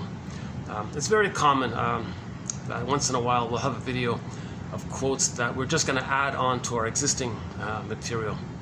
So nothing really new here in this video, but I'll try to compensate by providing some kind of interesting ideas. So, oh, here's another Glee song. Rumor has it. Should we play that one? Rumor has it. Another very good Glee song was called Rumor Has It and Someone Like You.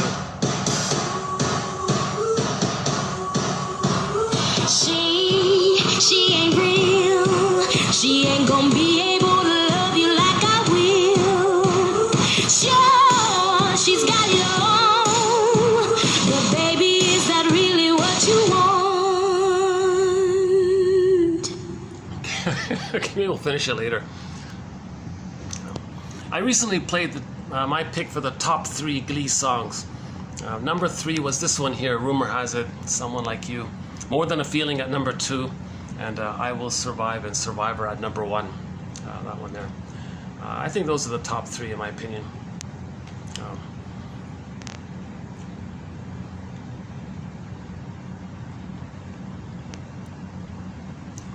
So the paranoid schizoid mode of experiencing leads to the repetition compulsion of this solipsistic attitude of preserving their grandiosity. That's all about them. They don't care about others, and they're going to repeat what happened to them.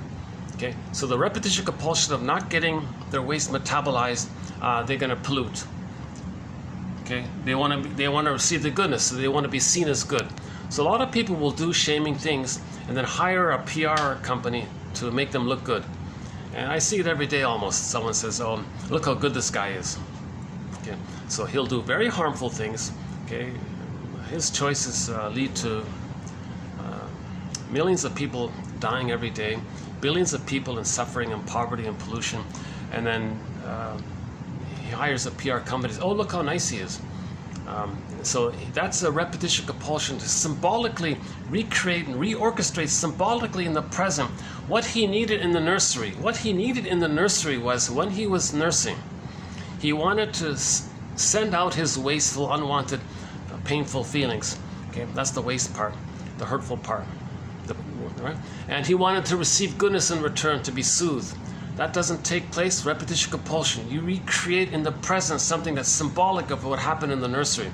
So that these guys doing this, that's a symbolic staging to as a mirror, as a communication, as an inference to know what happened in the nursery. Then you go, oh my God, mother didn't provide a secure attachment style. And then you pick up the phone to the mother and you ask her for her favorite joke. Because to forgive the mother, which is our goal here, in order to heal, we got to forgive the parents. To do that, to that end, we have to have their psychological story. We need their narrative medicine. We need their narrative truth. So one way to start is Bruce Springsteen, Independence Day in Toronto. Listen to the introduction of his song on YouTube. Fathers and Sons, Fathers and Sons. It begins with that one there. And he talks about how, you're startled. You're amazed that your parents were people beyond just being parents. That they were actually people. And now they didn't know it all. They couldn't do it all. And you're still too young to realize that there were still some benefits by them. It's not right. So there's ambivalence there. You're trying to see the two sides. Rosanna Deerchild, quote, "The more I learned of my mother's story, the more of a person she became to me." So we got to do that. We got to get the person feeling of our parents. Not just see your parents, as people, beyond the role of being a parent. What were they as people? Okay, you got to go there. That's part of the forgiveness process. And so to that end, you find out their favorite joke. Mother, what's your favorite joke? You too, Dad. Tell me, you've told lots of jokes. You've heard lots of jokes. You must have a favorite joke. What's your favorite joke? Same with the mother. That helps. That gives you at least a key to the theme of their concerns. Next, find out their earliest first 3 memories. That could be a clue to how they're living and what they're dealing with. Find out which parent is more provocative. Who tries to induce in the other? Who tries to make the other a proxy to feel what the first one can't feel? Okay, that's the issue around, that's called projective identification, evocation of a proxy. The baby's nursing, baby's distressed, wants the mother to feel what he's feeling so the mother can soothe. That's failed, repetition compulsion. They want to goad the other, induce the other to feel what they're feeling, with the fantasy that if they symbolically replay the failure in the nursery, then maybe they can change the past. So find out which parent between mother and the father is more provocative, who's more passive-aggressive, who's more gamey, like playing more games and tricks and strategies, who's doing all this kind of pettiness to goad the other to feel. So now you know that they didn't get soothed in the nursery. Now, of the insecure attachment styles, which one is more anxious or preoccupied? Which one is more caretaker, clinging, obsessive, trying to save the marriage? Who's more dismissive and says back off kind of thing? Or maybe they're both dismissing, that kind of thing. So identify which insecure attachment style they've adopted. So then you think about maybe the parents were victims of the plunder system. If they were on the other side of the lake and they were victims of the plunder system, so it's not their fault that they were traumatized. So you can forgive your parents partially that way. No parents wanted to be traumatized when they were babies. It happened to them because other people were traumatized, because other people are doing to others to reenact and restage what happened to them in the nursery. So people are victims in this process. Okay? And likewise, they're going to do it onto the children. So the mother who's traumatized by the plunder system, for example, will traumatize their baby to reenact how they were traumatized. Those kinds of things. So I see some commotion. Oh, hold on a sec. Let's see. I just want to make sure I'm not getting in the way here. Oh, it's still okay here.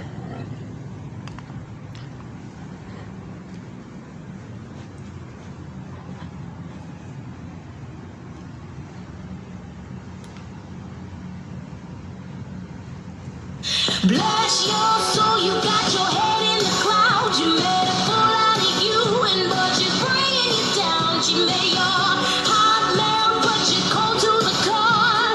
Now rumor has it she ain't got your love anymore. Rumor has it, rumor has it, rumor has it, rumor has it. Don't forget me, I remember you said. That you settled down, that you found a girl and you're married now. I heard that your dreams came true. Guess she gave you things I didn't give to you. Whoa, rumor has it, yeah, baby, rumor has it. Don't forget me, I remember you said.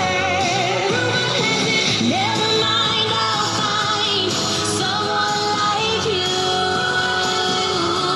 I wish nothing but the best for you too.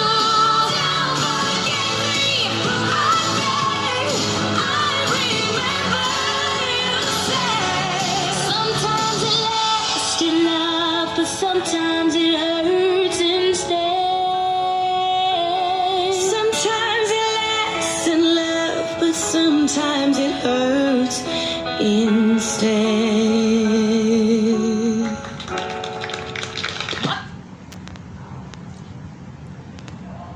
Oh, still going on. I was hoping I'd play the song and the commotion near me would.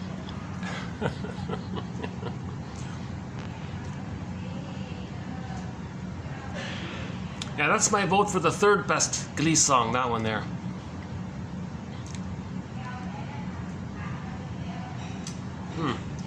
Let's see, why is it so noisy around here?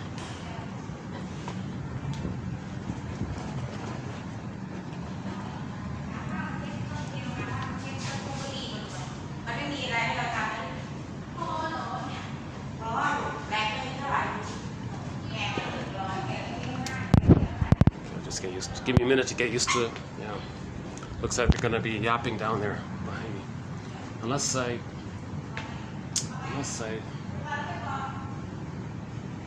Maybe what I'll do is I'll read through the quotes, and if they're still yapping, I'll do the bamboo.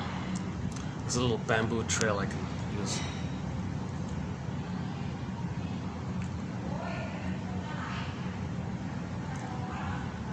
Okay, let me read the quotes and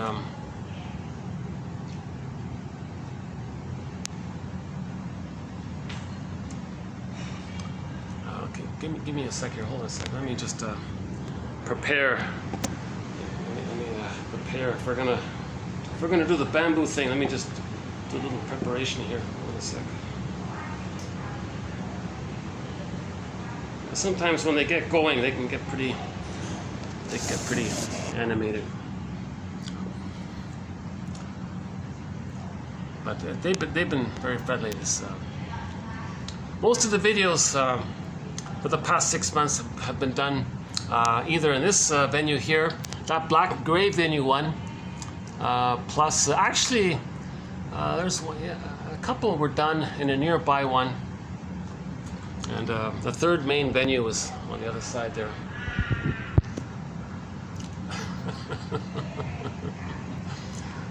They sound like, one of them sounds like an alley cat. Huh? Okay.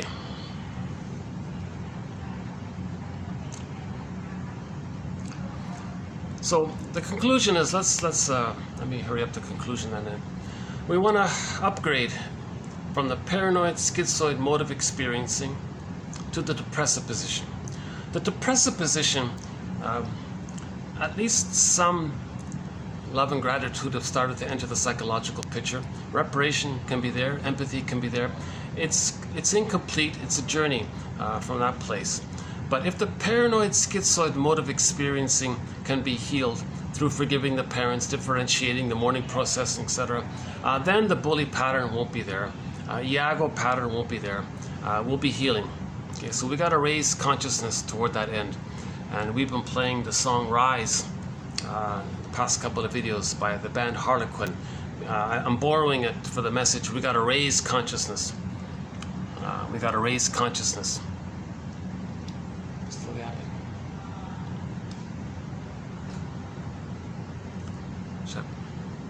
Let's see if I play one more song. Maybe they'll end the yapping at the end of it here. Let's do another song here. Here's a song called Rise. I'm borrowing this for a little inspiration. If you're ever feeling discouraged, the idea is to raise consciousness. Like, why am I discouraged? What got triggered? So let's raise consciousness. We want our consciousness to rise. So we want to raise consciousness. So let's play Rise one time. It's a good rock song from the band Harlequin, from their album Waking the Jester. The Trickster.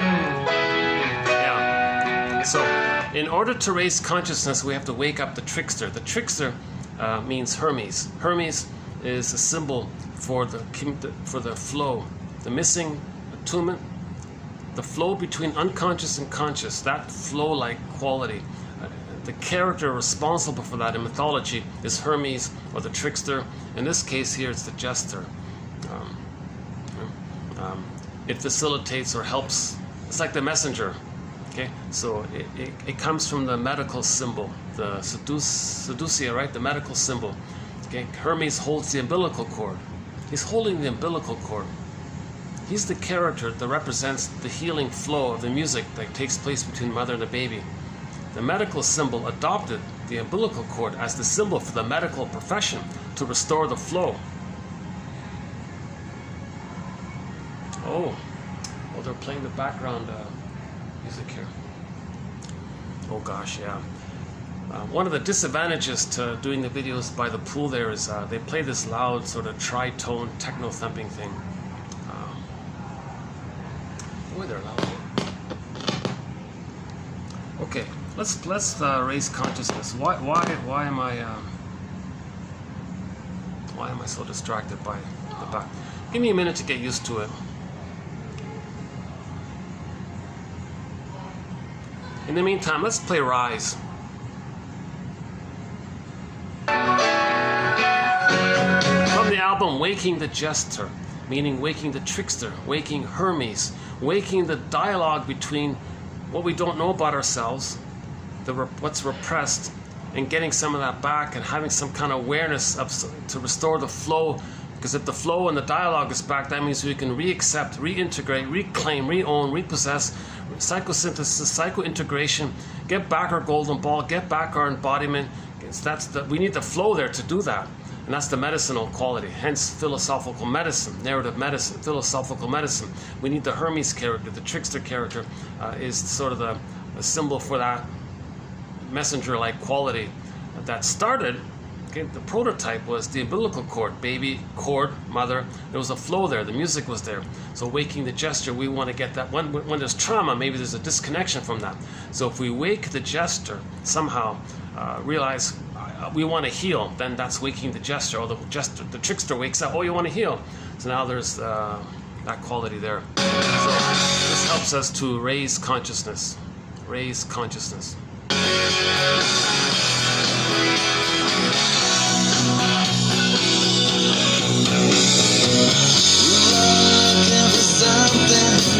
For a reason, for a clue.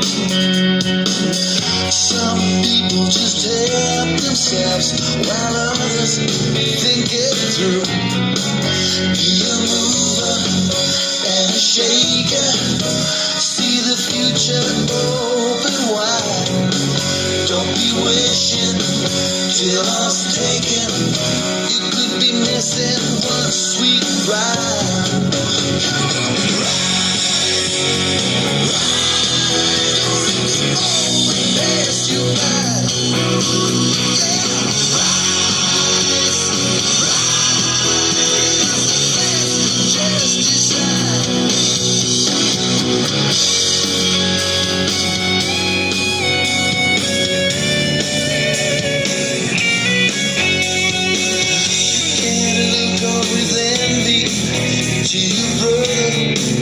That's just wrong. Maybe you should just take a step outside your comfort zone. There's a winner, there's a loser. Think it's time you picked a side. Don't be sorry or mistaken. You could be missing one sweet ride. Come on, ride.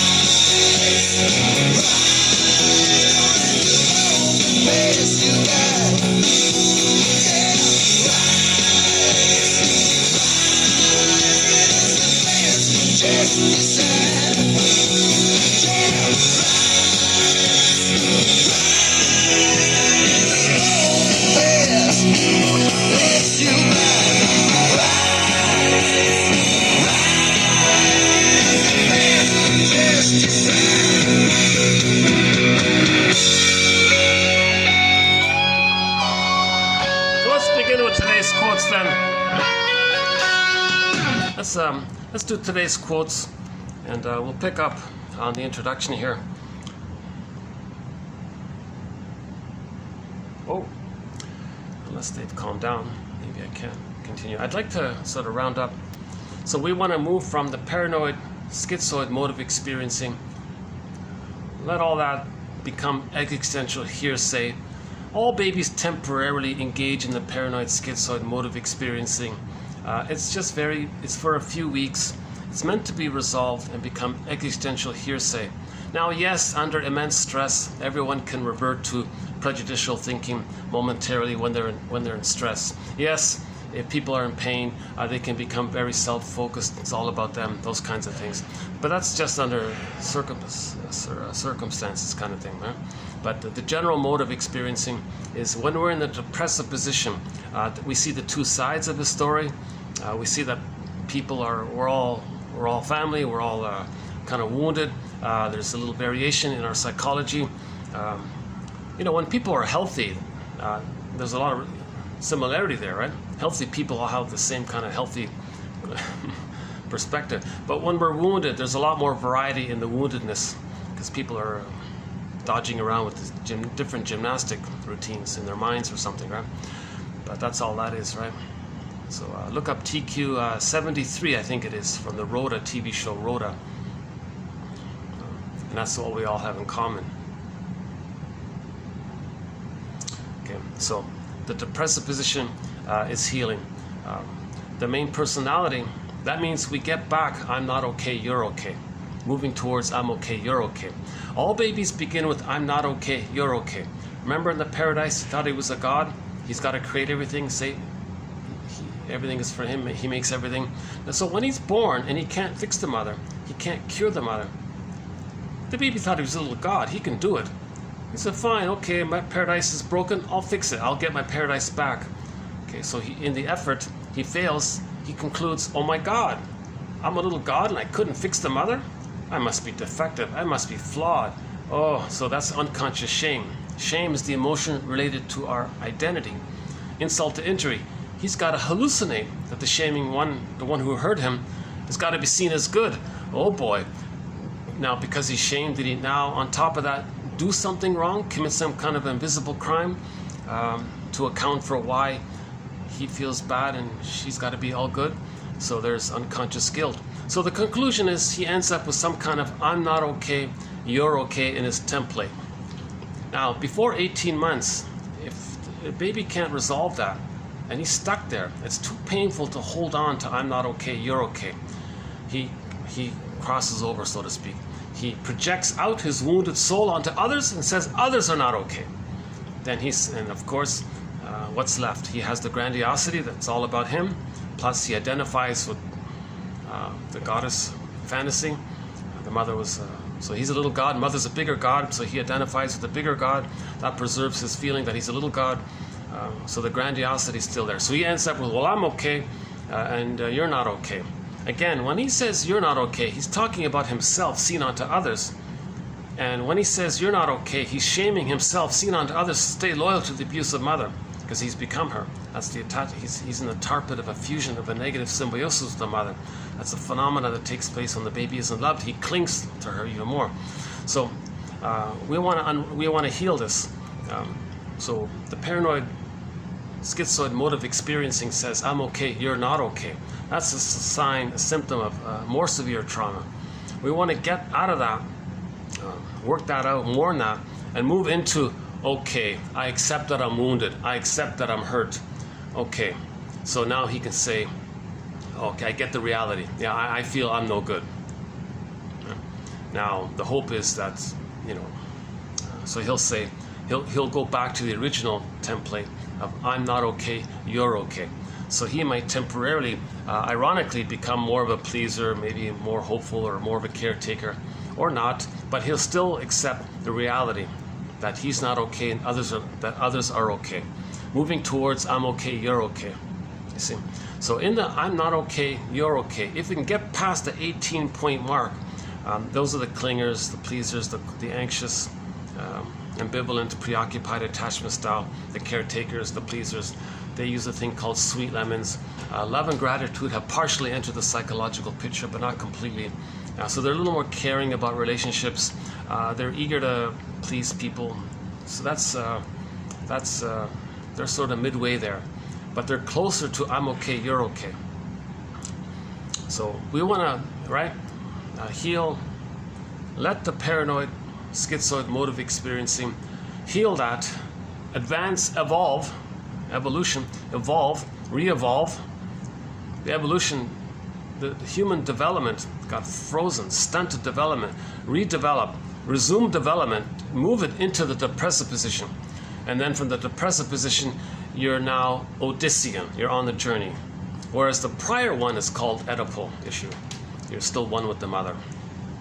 So we want to move from the Jocasta, Laius, Electra, Oedipus dysfunction and painfully dysfunctional family, more to the healing journey family called the Odyssean perspective. So we want to upgrade from the paranoid schizoid mode of experiencing to the depressive position, from the I'm not okay, I'm okay, you're not okay, to the transition of back to I'm not okay, you're okay, moving towards I'm okay, you're okay. or moving out of the whole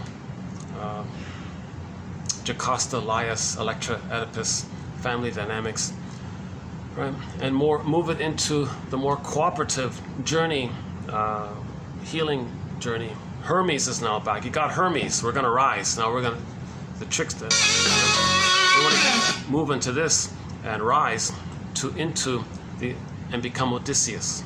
Okay? And so these quotes are helping us to raise consciousness. These quotes, maybe we can say, have a Hermes-like quality to it, right?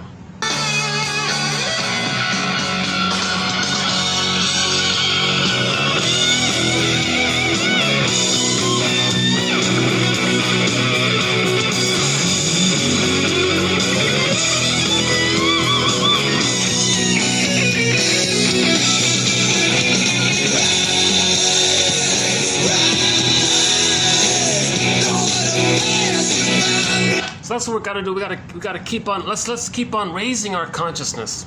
Let's let our consciousness rise. Let's raise consciousness.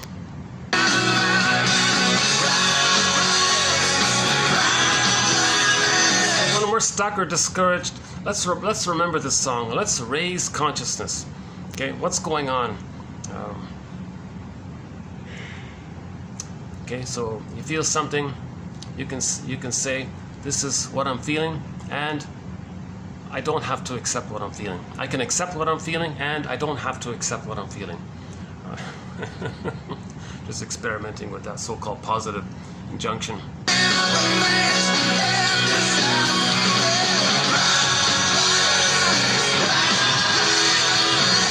And Masterson's approach to what's called relational units. In the endopsychic structure, there are relational units. And then you know which one is being activated. Is the Ro-Ru in play? Is it the Wo-Ru?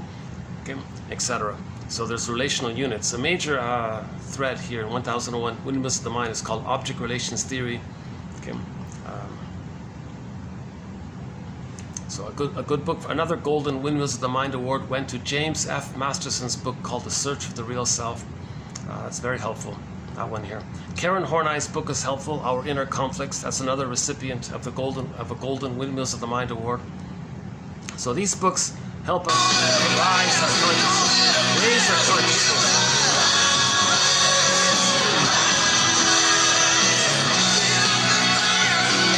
You see, in overstimulated, like I'm just thinking, why am I so easily triggered if the ladies are doing their work there, if they're yapping a little bit? And I noticed for a minute there, I was being a little, myself, I was being a little, cynical with my comment about, oh, there's one of them sounds like a stray cat or something. So I notice I can fall into that myself sometimes if I get triggered. So why am I so, okay? So that's something I'm trying to heal myself. So the theory is that the amygdala is timeless, right? So with trauma, the memories that maybe when I was a baby, there was screaming in my household or something. So when I hear kind of screaming like sound, what I perceive to be loud-pitched, high-pitched sounds, maybe I'm reminded of the screaming that took place which I don't remember, of course. I have a lot of amnesia, to tell you the truth, childhood amnesia. I don't remember much prior to the age of, I think grade 2 I started, yeah. So prior to grade 2, I don't really remember all that much. Just a few little scenes here and there, right? So I have some childhood amnesia, right? But my brain records it, so if something in the present triggers some forgotten memory, I may feel the emotionality of what I felt back then and my physiology. Remember, the baby has a physio-psychological energy system. The mother has a physiological, psychological energy system, and it's all blurred like that. So what's going on with the mother can affect the child, and the memories can be stuck there. And then later on, something reminds you of that, you feel the physiology of when you were in the nursery. And then that's the paranoid schizoid mode. If you're triggered back then, I might say some sarcastic comment, like I did earlier. So I feel a little badly about that. So yeah, my apologies. She's a hardworking young lady, probably you know, maybe she might be their best employee for all I know, right?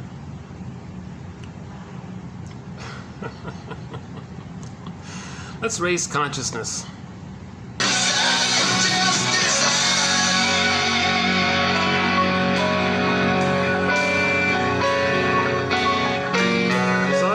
Let's begin with today's quotes here. I'm not sure if I'm going to get any kind of full conclusion this time around. I keep hoping I can have a nice little, you know, 1 hour or 2 hour kind of packaged overview to describe the healing journey of the positions, trauma, repetition, compulsion, and so on. Oh, they're still at it. Oh, they're back, huh? Okay. Let's do the quote. The first one is about somebody compared something I know nothing about. He compared the therapy process to so-called music therapy. I was, what do you mean by music therapy? What does that mean?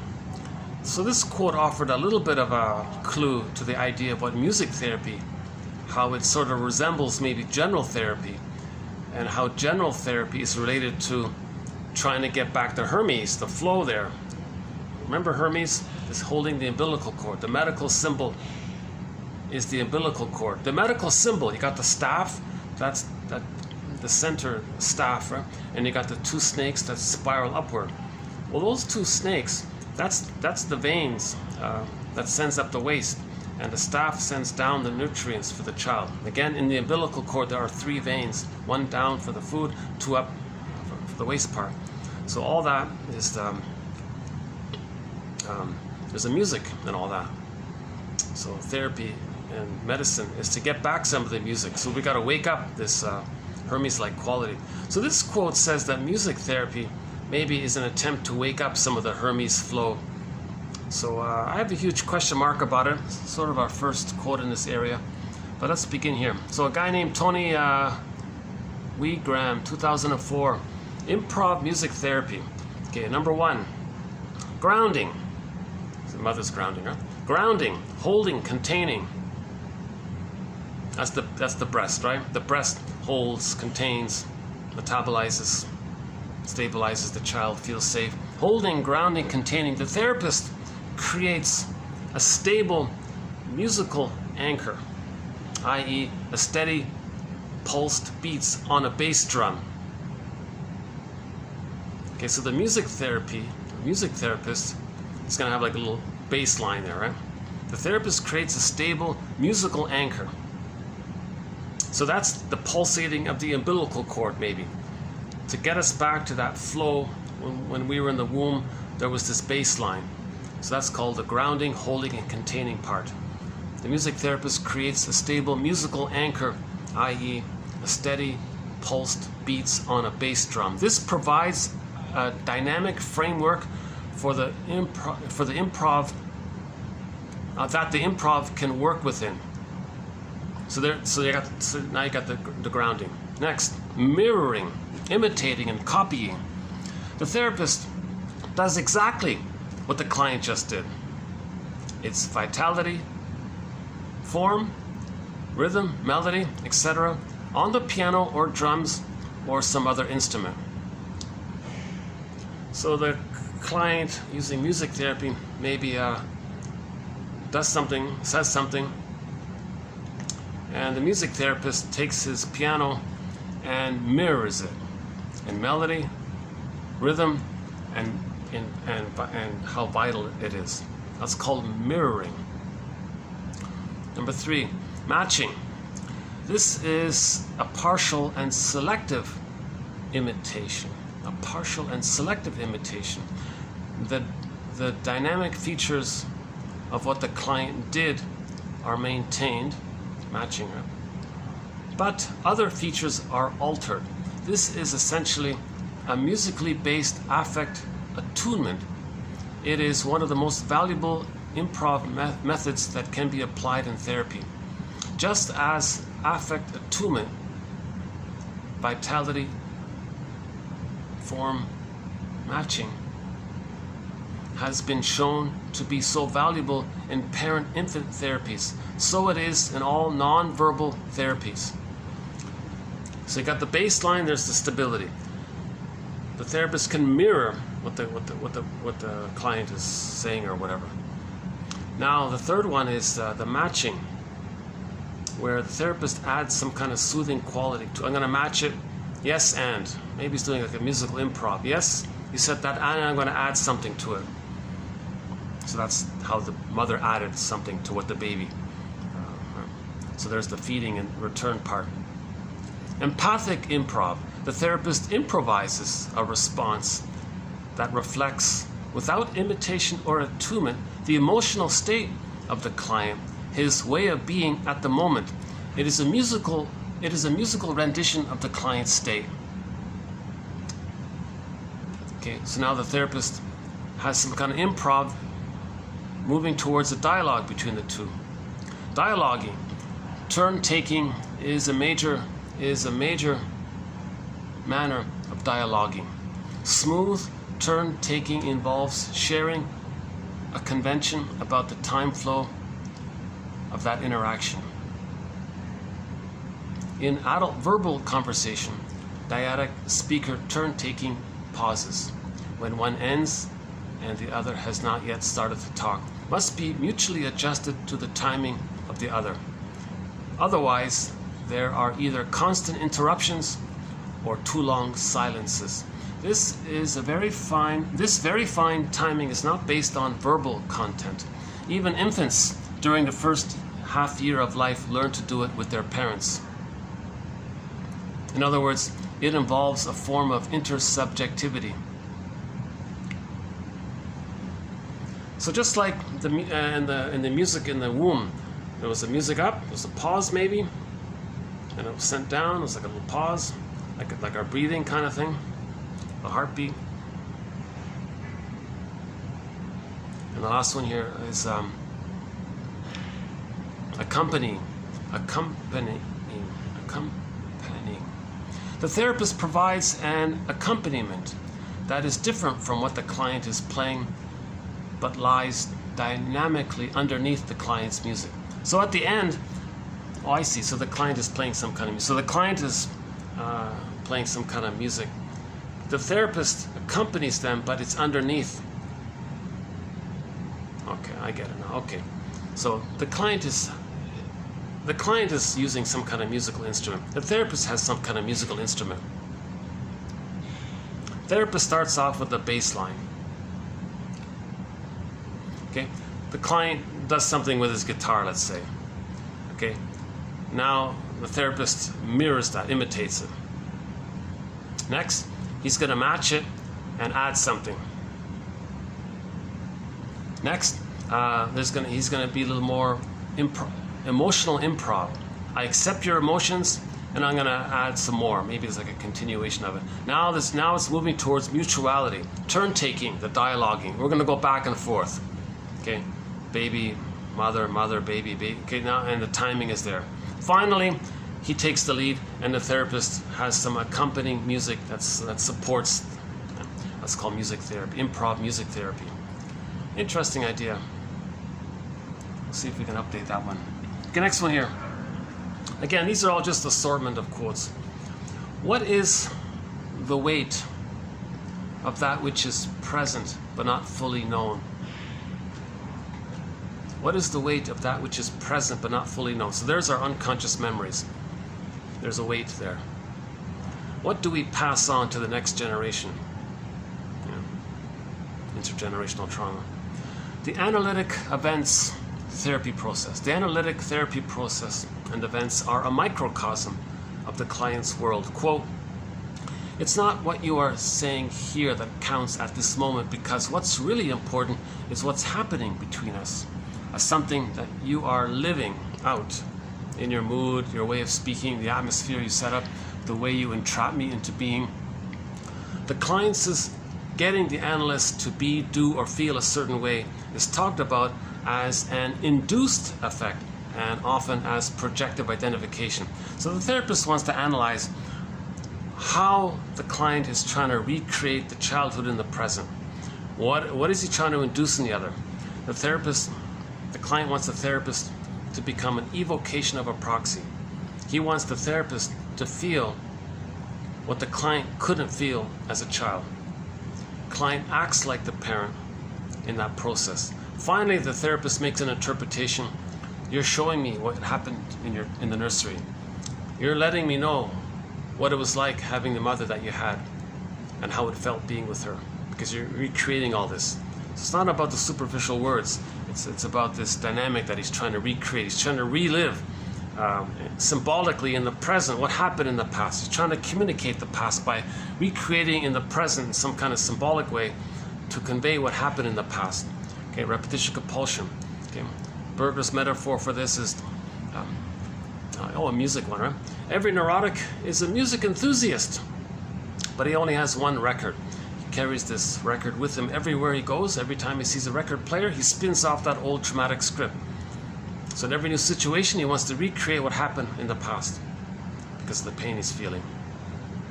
From the Greenberg movie, quote, therapist said to the guy, "You have trouble living in the present, so you dwell in the past because you never really lived it." Trauma, he's unfinished business, he's frozen, he couldn't live it, he couldn't process it, he couldn't perceive it, he couldn't know it. What is the weight of that? What is the weight of that which is present but not fully known? He passes it on. He's still trying to process it.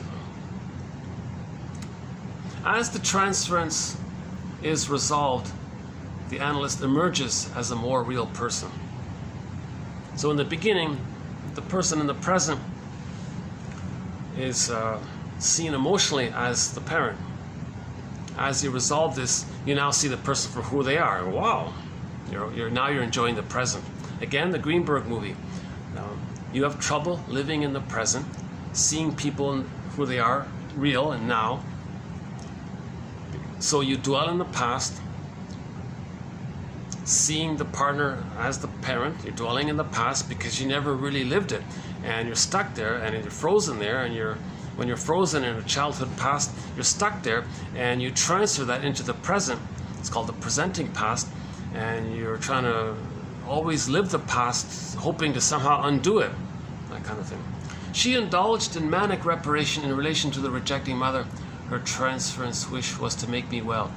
Okay, I think this is called positive magic gesture. If the client is trying to save the therapist, protect the therapist, please the therapist, okay, that means he's still trying to save the mother, please the mother, heal the mother. He just transferred this desire to save the mother onto the therapist. It's called a positive magic gesture. Client is saying what they wanted. Say, I want you to be good. Well, that's what I wanted from my mother. Next one, another one on transference. Transference refers to the client's feelings about the way they are dealing with the analyst as a representative of the client's internal objects, their memory, the past. Okay, the unconscious is the past in the now. Right? This happens in a most organized and forceful way during the transference neurosis, in which clients, although fully able to test reality, nevertheless treat their analysts as though taken over by their internal objects. So one way to describe transference is that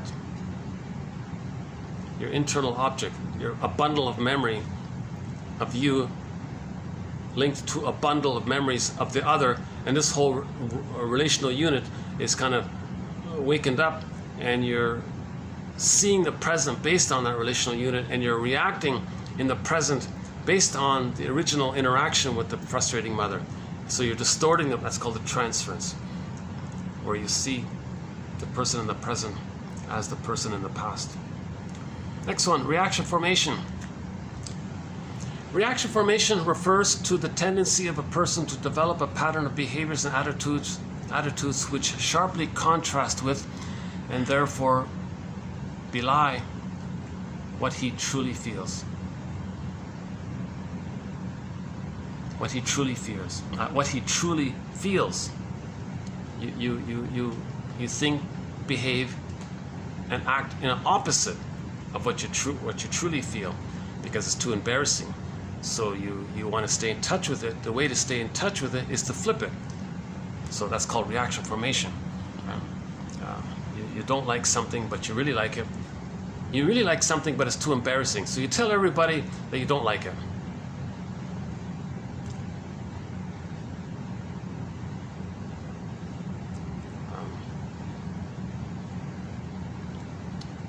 since, oh, how about this? What about a person with what about a person who's surrounded by, I'm talking about the plunder side, in the religion. I just saw an episode on TV about a religious thing. So let's say he doesn't really believe, let's say he really believes that the religious thing is just a tool, a brainwashing tool for the plunder system. And he really believes it, but he's afraid to tell everybody. He's afraid, but he feels it, he believes it, but he's just so afraid. He flips it and says, oh yeah, I believe it, oh yeah, I'm a believer, yeah. But that's a reaction formation in response to his fear to admit the truth that he doesn't believe it. Something. So we flip things around, right? The typical example is in the sitcom, the girl likes the guy, but she's afraid, so she throws rocks at him and says, I hate him, but she really likes him. And the viewer knows that she likes him, but she herself doesn't get it. But we all know that she likes the guy. So it's a reaction formation. She's afraid to admit that she likes the guy, so she just says that she hates the guy. So hate can be a reaction formation for your wish of like for the person, if you're embarrassed about the like for the person, for whatever reason. Or the other way around. Sometimes people say they like someone because they're afraid to admit that they don't like them. It's common with the vices, a lot of people who want to engage in some kind of, like greed and envy, but they may hire a PR firm to write them a script, and they'll say, oh yeah, envy is hard. Don't be envious to your brother, it's not right. But maybe in real life they are very, very envious. So in our song here, Rise, he had a line in there where he said, it's not right to be envious to your brother here. Let's see if we can just clip that part out. Let's see. Oh no, it's this new speaker I just got does a funny thing on me. It automatically just shuts down to save the battery.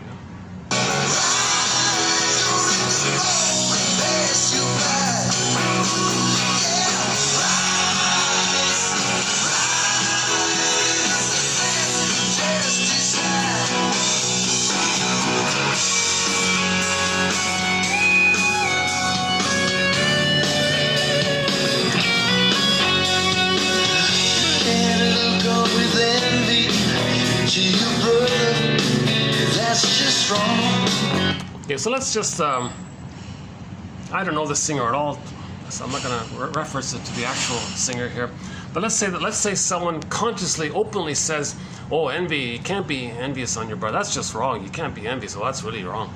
So that could be, for some people, a reaction formation. Maybe they really are envious, but they don't want to admit it, it's too embarrassing, it's too painful. To stay in touch with that, they proclaim the opposite, they think the opposite. That's called reaction formation.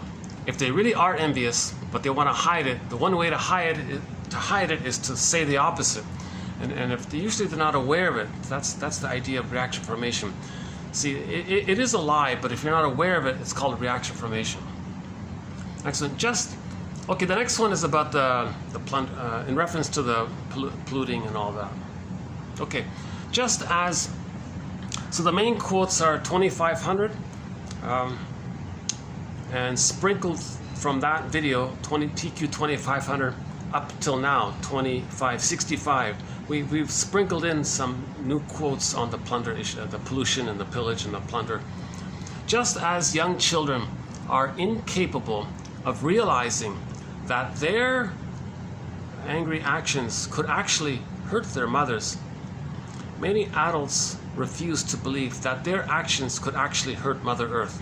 Oh yeah, so the poor baby, if he's enraged and wants to bite the breast and devour the breast, he doesn't have any sense that it's going to hurt his mother or damage his mother. He's not there yet. Right? He's just in this needy, greedy, panic state. So you apply that to the earth. Oh yeah, well, we can plunder the plant. The Mother Earth's not going to feel anything, or it's not going to have any kind of, doesn't matter, kind of thing, right? So that's a transference of the fixation if the child is frozen in his development, where he's in that early place where he thinks he's not hurting a mother because he doesn't understand that there is a mother, really. He's just biting and wanting to possess the breast and own the breast and control the breast, so he's enraged and he's biting, he's damaging, so he can be very aggressive like that. And he doesn't have that sense that it's going to hurt the mother, because he doesn't know that there is a mother really. It's just all him.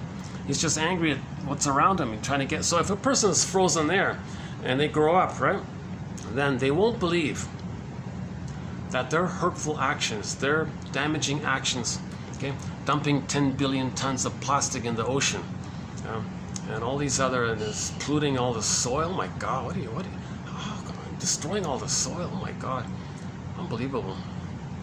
Now people, so they don't believe, oh, it's not going to hurt. You can't hurt Mother Earth. What are you talking about? They don't get it. Consciously, they may go, oh yeah, okay, well, whatever. Emotionally, they don't care. So they'll cloak it over with, they'll dodge the issue because they don't want to face that. Emotionally, they don't understand that they're hurting Mother Earth. Yes, Mother Earth can be hurt. The poor woodpecker. The woodpecker's extinct. I forgot. The woodpecker that the cartoonist was inspired on which to create his character, Woody the Woodpecker. That woodpecker's extinct. People who bragging about it, well, that was goodness. That was diversity on the planet. I don't want diversity, because when I was a baby, I had emotional diversity. I had feeling diversity. I was born with a wide range of feelings, needed feelings, appropriate feelings. There was a diversity from joy, and the sadness, the empathy, and the delight, and happiness, and forlorn, but healing. And there was a diverse feeling diversity. Well, my mother smashed my feeling diversity. So, recreated symbolically, they're going to smash the diversity, the biodiversity, as a symbol for the emotional feeling diversity that got squelched. You see, so the people who destroyed that beautiful woodpecker, they don't understand. They don't understand. They just want to feel safe being loyal to the mother who squelched their feeling diversity.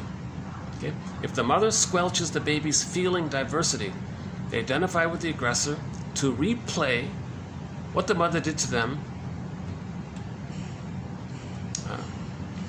Because that's a mechanism of a fantasy to change the past. If they can replay what happened symbolically in the present, the fantasy is that they can change the past and maintain their feeling diversity. Okay? So in the process of doing so and not being aware of it, you're staying loyal to the mother because you still think you have the false belief that you're a little God and you can save the mother. It doesn't work. So you're replaying it like a broken record kind of thing. Okay, so again, mother squelched the baby's feeling diversity. The symbolic reenactment of that trauma is to squelch the biodiversity as a symbol to know that the mother squelched their feeling diversity. And again, they're still in that place where there's no mother. It's just, they're just doing what they need to do for themselves. They don't think in terms of I, not I, thou, me, you. They don't get that. It's just them. And same thing with the ecology. There was a certain musical ecology, a certain rhythm and an ecology between the mother and the baby. Well, that got squelched. Okay, so they squelched the ecology outwardly. Okay, to stay loyal to the mother who squelched their ecology. They do to others to reenact what the mother did to them. But because there is time, the thing that they're doing in the present can only be symbolic of what happened in the nursery. You see, so they approximate something to represent what happened in the nursery.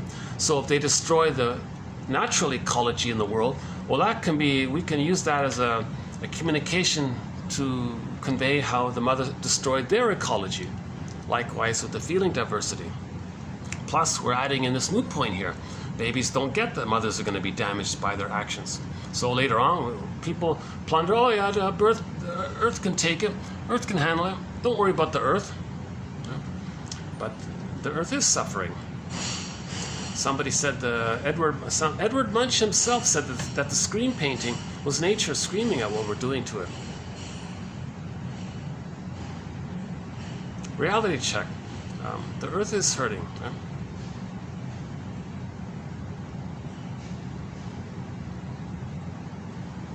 Other mammals and other life.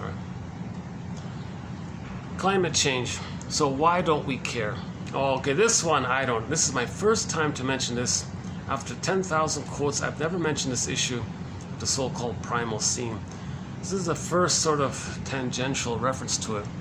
I don't really understand. I don't have any understanding of this. Consciously, I get the idea, but I don't. So, theory is, if the little baby is in his crib somewhere and he hears his parents in the other room being intimate and they're excited or something, the child might be confused and be scared. Is someone hurting someone? He might be terrified of all this. Is he going to lose his parents? It's like, is there violence going? Baby doesn't get it. That's so-called primal scene. I don't have any quotes in our collection. This is our first quote on it. Climate change. So I'm including it because he compares the way the baby can't handle that. See, the baby couldn't handle the emotions around if he thinks the father's hurting the mother or something, or vice versa or whatever. The baby couldn't handle that. Well, likewise, in the damage on the earth, people can't handle this damage. So here's the quote here by Moss. Climate change, more than the mind can endure. Maybe this is like a new kind of primal scene. Primal in the sense that we are unable to actually assimilate it. Mother Earth being ravaged under our watch. Okay. So if the baby thinks something very violent is taking place between the mother and the father, baby's going to blank out, can't accept it, don't know what to do. He thinks, well, maybe something similar is taking place to how people feel helpless and overwhelmed, too much to endure, all this violence being inflicted on the planet, holes and drilling this, and things are melting, and floods and unnecessary fires.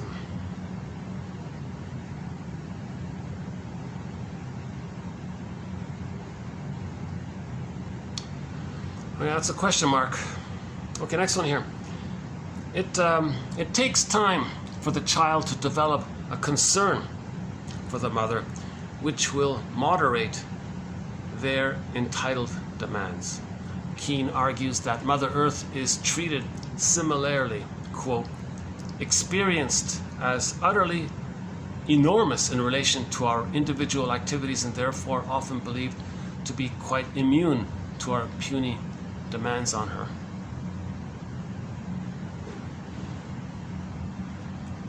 So the child thinks it's all about him. If he reached the place of greed, then maybe we apply that to the earth. Okay. In a state of greed, if the baby clicks over to greed, if the baby's basic need, the baby's never greedy. He just has a basic need. If that basic need doesn't get met, then it clicks over to greed. So when it clicks over to greed, he now sees the breast as an inexhaustible flow of goodness. Okay, apply that to the planet breast. The planet breast is going to be an inexhaustible flow of bountiful resources and goodness, and it's still operating from that point of view. Our destruction of Mother Earth has created a global mourning. Global mourning. We need to be mourning. Why aren't we sad about the loss of the woodpecker? I feel kind of sad about that. Beautiful woodpecker. And I think there was even some guy bragging about it covertly. He was like showing off. Yeah, I helped to cause the extinction of this beautiful bird, because that's beautiful. I don't want to see beautiful birds. Now, one theory about the birds is that in our symbolism, in our unconscious symbolism, maybe the breast was elusive. From the baby's point of view, the breast was this elusive, beautiful thing that the baby needed. Well, birds are elusive. They fly around, they're elusive, and they're beautiful, and they're flying around. So one theory is that birds, for people who are traumatized, maybe in some circumstances are seen as this desirable, beautiful thing for wanting the beautiful breast. Because you can't get close to the bird. It's flying around, but you see it. Well, the baby's, oh, there's the breast, but it's elusive. Where is it? Kind of thing. It's just a theory, right? So if people have so much hatred of the good, they may hate birds. I don't want to see birds. See those birds damaged. Get rid of those birds, because they don't want to be reminded of the goodness of the breast, the unavailability of the breast. Some people had maybe a little good experience at the breast, so they like birds or something, or they're reasonable. Well, yeah, I would like to have the goodness. Some people are so pained at the breast experience with the bottle and all this. They don't want to see birds because that's goodness. That reminds them of the good breast they needed. If birds in the unconscious symbolism means breast, then that guy, maybe he was bragging that he destroyed the beautiful woodpecker. Is it black-billed? Is that the one? The bill? If I'm not mistaken, I think something in the area of the black-billed woodpecker. I'll look it up again. I forgot. But a very beautiful woodpecker. Yeah. Not to mention all the other beautiful animals that have gone extinct. And they're gone. Once they're gone, they're gone. Jesus Christ. Speaking of Bruce Cockburn here. Bruce Cockburn's quite a character, Bruce Cockburn. I'm really struggling with this guy here. But he does have one song, When It's Gone, It's Gone. Here's a song called When It's Gone, It's Gone. An instrumental. When it's gone, it's gone. Bruce Cockburn.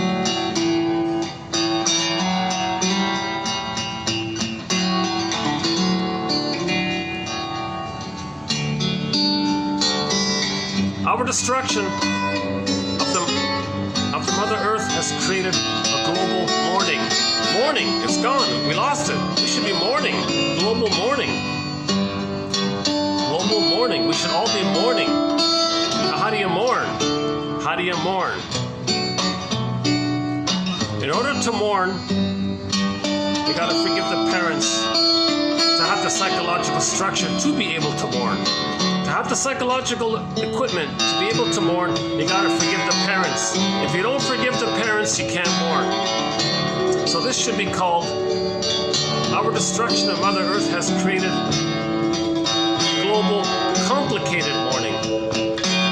A lot of people aren't mourning the loss of the woodpecker. As far as I know, nobody has mourned it.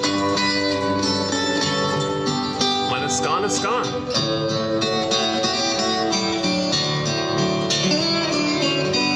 Next one here. Emotional dishonesty is a young man's folly. From the TV show, Maybe It's Me.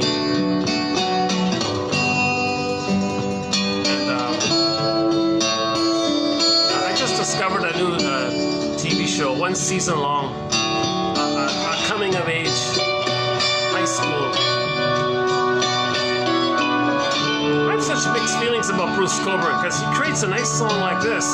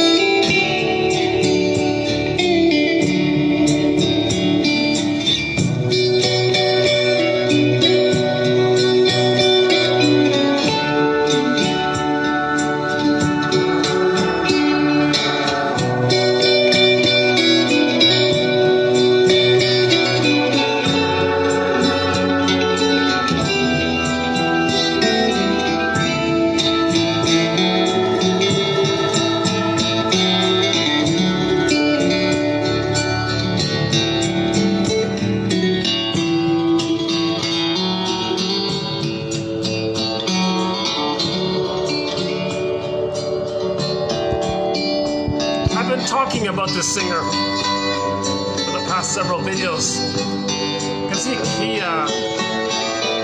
have mixed feelings about this guy. I have mixed feelings about this guy because he's the first person to really write a song about the plunder system. Call it, fill in the blank. If you look up the lyrics to the song, Call It, fill in the blank, you'll know what I'm talking about. And so a lot of people appreciated somebody explaining the plunder system. And he did it in under 4 minutes in that song, pretty much. But then later on, he wrote another song called Stolen Land. And now there's a question mark, because the main lyric in that line is, when are you going to realize that the world wasn't only made for those with a shaded beige tone of skin? He didn't say, when are you going to realize that the world was made for all shades of skin tone? He didn't say that. So it's very in detail here, because the unconscious doesn't hear negatives. You can't say to the unconscious, don't do that. They'll just say, do what? No, I said, don't do that. Oh, they don't hear the don't. You can't tell the puppet master what to do, kind of thing, right? There's a lot of energy in the unconscious. It's not really going to hear that. So, it's, okay. So when he says, when are you going to realize that the world wasn't only made, the wasn't part they're not going to hear. Then, shortly afterwards, he got an award. He's like an officer of the plunder system, because he's helping to brainwash people to think in either or, shade of beige, shade of brown, either or, and that's part of the plunder system. So I won't go into that too much. And he accepted it, and he's into religion and into this he supports all this I can't believe it. Here's a guy that said maybe it was a reaction formation. I don't know, or something happened to him. Very complicated character. Maybe he's very schizoid like that. A lot of flipping going on. Because in the beginning, in his early songs, like Call It, fill in the blank, and Stolen Land, partially.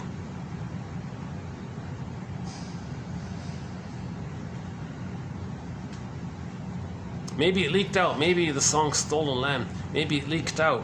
Maybe he does feel a deep burning of prejudice and thinks in either or terms. And one way to think in either or terms is, garden jungle. So maybe when there's trauma, he does think in either or terms. And he does seem to have a schizoidal-like quality. He does seem sort of emotionally kind of distant at the same time. Anyways, so I have mixed feelings. Some of his songs I like, and we do feature his song, Call It, fill in the blank. But I'm taking out the Stolen Land song. It's only useful if there's commentary on it. But in of itself, that song I think does more harm than good.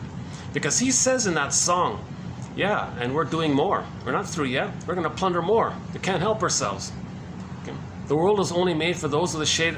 Okay, so now we got to enter, to correct that, the antidote, the healing medicine for that brainwashing of Bruce Cockburn is Carl Sagan, I think. So let's play the first part of Carl Sagan here.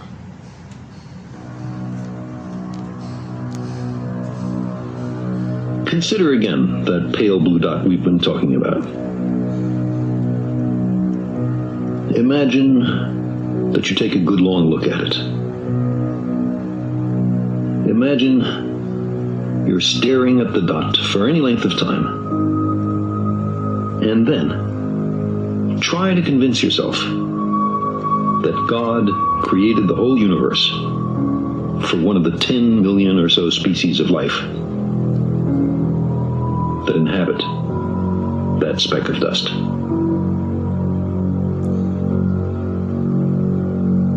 Now take it a step further. Imagine that everything was made just for a single shade of that. Yeah, so right? Billions and billions and billions of years, things are forming on the universe. Finally, there's one speck, one little rock, and then billions and billions of more years, all this happened. And let's say you take some kind of conscious entity out there. He's going to do all that and take billions of years just to please some people who lost their melanin. You see? So if we have such aberrant thoughts, oh, the shaded beige tone of skin, shaded brown tone of skin, either or, click, click, goddess demon imagery, this is the sign of babyhood trauma. Again, babies are traumatized in reaction to the accidental, quote-unquote, trauma of the overstimulation of the lottery. So maybe it was kind of traumatic from a brain point of view to suddenly win $1 trillion 10,000 years ago, each person, let's say.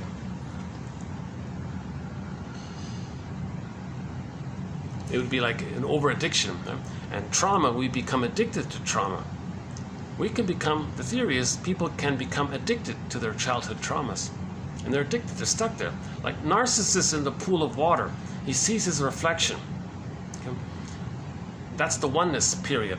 He can't leave it, he's addicted. He's the object of my affection is my reflection. In the myth, Narcissus converts into a little flower called Narcissus. That flower, Narcissus, comes from the Greek word narke, meaning the narcotic, right? So he's addicted to that state of where he's of the blissful, he's everything, he's the universe, he's center of the universe, it's a heavenly, powerful, happy feeling. He's addicted to that, you see? And now his soul, by the way, his disembodied soul, was Echo off to the side, she turned to stone. So for a person, so Echo and Narcissus are two aspects of one psyche. In a myth or a fairy tale, all the characters belong to one mind. Just like you wake up in the morning, you had all these dreams, that all belongs to your mind. A myth or a fairy tale all belongs to one mind. So in the myth of Narcissus, the characters, Narcissus and Echo, belongs to one psyche, one mind. They're soul stories. They're not external ideas, right? So if a person doesn't get love, they're transfixed at that frozen point where they thought they're a little god. So there's the solipsistic of narcissism. It's all about them, entitled, repetition compulsion, maintain it, loyal to the mother who caused it, waiting, they still think they're going to change the mother, to unresolve it. It's a false belief. No baby can heal their mother. No baby can magically convert their traumatized mother and be a healed mother and be a loving mother, therefore. No baby can do all that. No baby can be like a magical super therapist to have some magical methods to make their mother be healed from her lifelong struggle, that kind of thing. So that means the oneness. He sees his reflection in the pool of water. That's a symbol for that oneness feeling that he's one with everything. And someone made an interesting point. Well, isn't he looking for his mother's loving gaze? Isn't he looking for mother's loving identity? Then there'd be a lover, the mother who loves, the child who's been loved. Now that sets up the two there. There's a mother who's a person who's loving the child. There's the child who's receiving the love, and he's a child as a self, and the mother's a self. Now there's two people there. He didn't get the mother's loving gaze to create the two. The thou. He didn't get that. So he just thinks it's just him. So he's stuck seeing his reflection of himself. He's still there. So the response to that is that his soul becomes disembodied. Echo turned to stone. In the myth, Echo turns into a stone. Right? So that's the lesson of trauma. Right?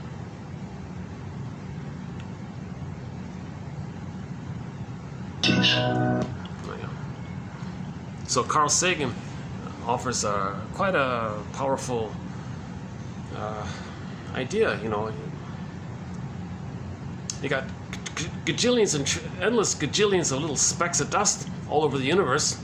One of those little specks of dust, the third rock from the sun, right?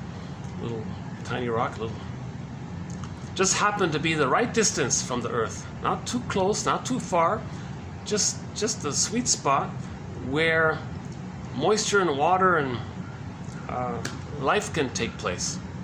So now there's vegetation. Now there's microbes and oh yeah, evolutionary gratitude. Somebody said all the bacteria that started to develop from the soil and the moisture, that created the oxygen for us. We have oxygen on the planet because of the billions of years of the bacteria issue, someone said. And then now you got the and then you got the cells, and then we came from all that mother cell from the muck. We came from the muck.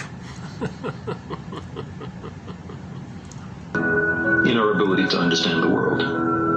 Characteristically, we seem compelled to project our own nature onto nature. Yeah, so repetition compulsion, right? We're going to project our psychology, the interaction between self and the mother. We're going to replay that with self and the mother planet. So there's the projection part. Man, in his arrogance, The narcissism, right? Arrogance. Thinks he's all about him, solipsism. himself a great work, Yeah. worthy of the interposition of a deity. Yeah, so he thinks he's, there's the godlike thinking. Babies think they're little gods, right? And he's frozen there. Darwin wrote telegraphically Darwin says, well, listen to this. in his notebook. In his notebook. More humble. And more truer. I think truer to consider him created from animals. Close quote. Yeah, we came from the animal kingdom. That's narcissist. That's humanity's second narcissistic injury. That we didn't come here on flying from celestial spaceships from some other celestial world where we're superior to everything in nature. See, thinking that nature is just there to serve us, so to speak, that's a symptom of the trauma that took place 10,000 years ago. We're Johnny-come-latelys. Oh yeah, and don't think you're so special. You know, Johnny-come-latelys. You know, Homo bodoensis was around for 1 million years. We just came recently on the scene, kind of thing. We live in the cosmic boondocks. I think that's just a joke to make us. We're in the boondocks. We're in the boonies. We're not even in the center of the city, right? We're in the boonies. We emerged from microbes and muck. We emerged from microbes and muck. Apes are our cousins. Apes are our Thoughts and cousins. feelings are not fully under our own control. There's a tip off to Freud. There's a little tribute to Freud there. Our thoughts and feelings are unconscious. Thoughts and feelings are like a puppet master getting us to symbolically reenact what happened, for us to be aware of what happened, and that's the Hermes energy to make us be aware of the past, so we can know the past, have a conscious link to the past, and then now the conscious link of the past and the present, making us seeing how the present is influenced by the past, making that link. Now we can heal, right? But if we don't do that, then yeah, we're not aware of how our unconscious is influencing us. And on top of all this, we're making a mess of our planet, Yeah. and becoming a danger to ourselves. Yeah, where's evolutionary gratitude, right? Don't you know what's so the song, Bruce Coburn's song, "When It's Gone, It's Gone." Joni Mitchell, "Big Yellow Taxi," right? Don't you know? You don't know what you have until it's gone, right? Kind of thing.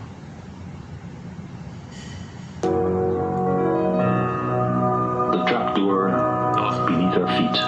So this is the feeling that we can't control ourselves. So that famous lady, the multi-trillionaire lady there, the billionaire or whatever, she said, "Oh yeah, we can't. It's just free fall. We can't control ourselves."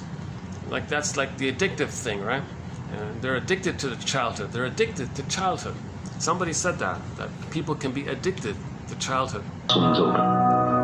We find ourselves in bottomless free fall. Yeah, that's the feeling that we can't help ourselves. That one there, right?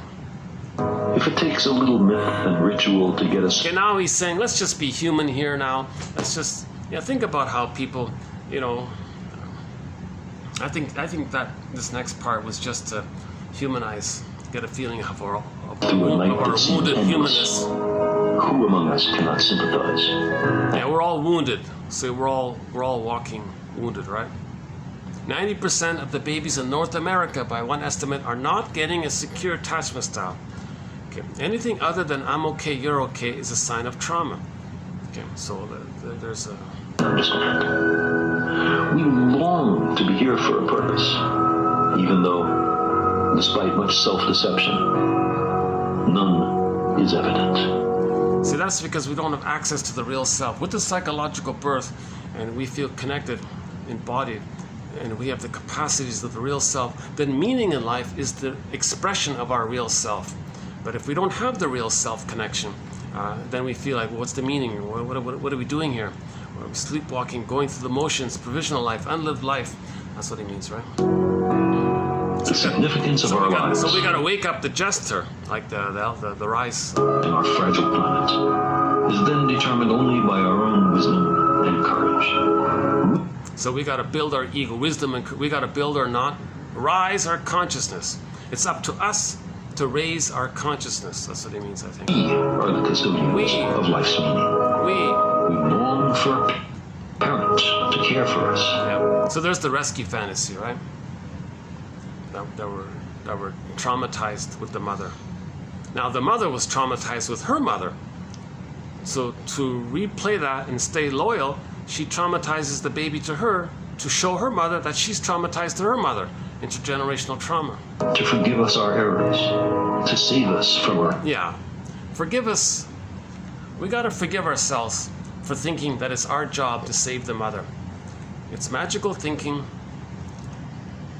And the huge irony of it all is that the baby wasn't a little god. But he thought he was. So let's forgive ourselves for that false belief. Let's forgive ourselves. It's not our job to save the mother. mistakes.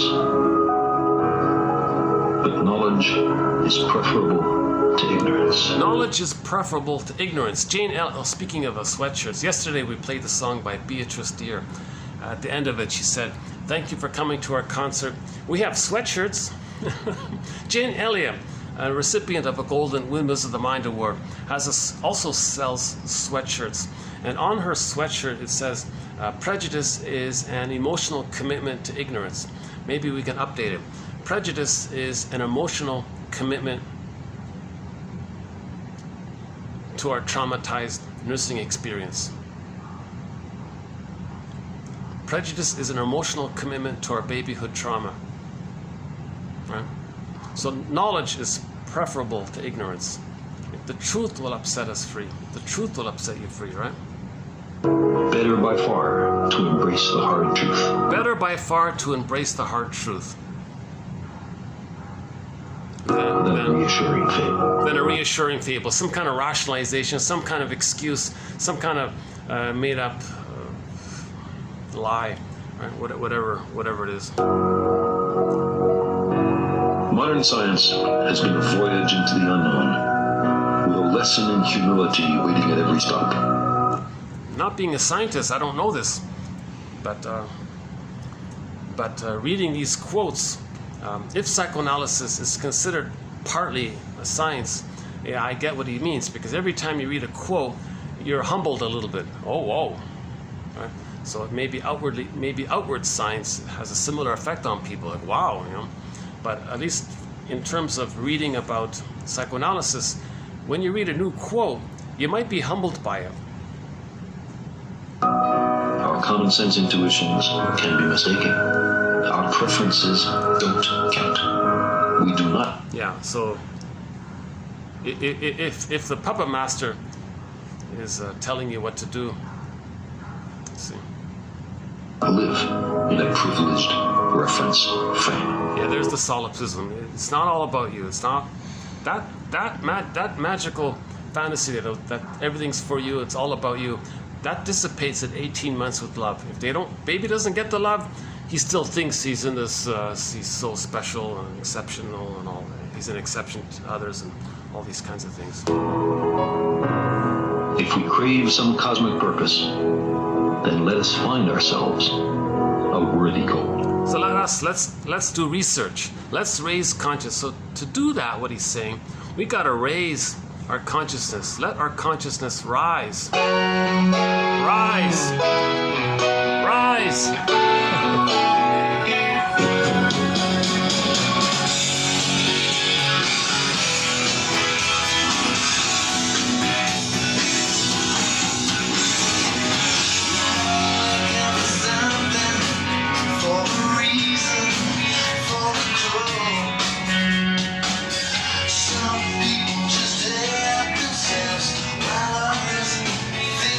Through. Be a woman that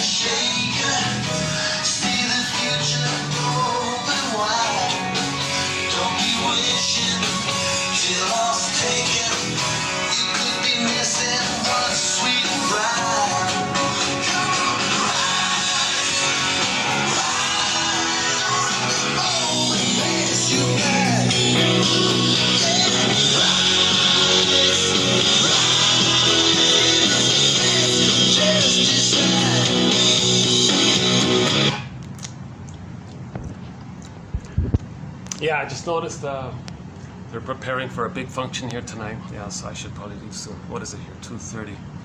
So timing's okay. So let's keep on raising our consciousness. Let's keep reading these quotes. We now have 10,000 quotes to that end. It's like a second language. I have found it helpful. I hope it's helpful. There are two ways to get 1001 Windmills of the Mind. In my opinion, the finest collection of quotes from psychoanalysis. The first time somebody ever compiled a collection of quotes on psychoanalysis was decades ago by Gregory Bauer in his book called Wit and Wisdom in Dynamic Psychotherapy. To my mind, that's simply a teaser to 1001 Windmills of the Mind. Now we have over 10,000 quotes. Now the TQ quotes are now 2,560 something, but many of the TQ quotes have multiple parts to it. So in effect, on YouTube, you can get most of the quotes, maybe 8,000. And the remaining 2,000 on the honorable mention category, that's in the file. So the complete book is available. Digital book is available. 1001 Windmills of the Mind. The website is www.buymeacoffee.com/psychoanalysis. $5 Canadian, or whatever amount. That's the minimum requirement, unfortunately. $5 Canadian, $4 euro, I think.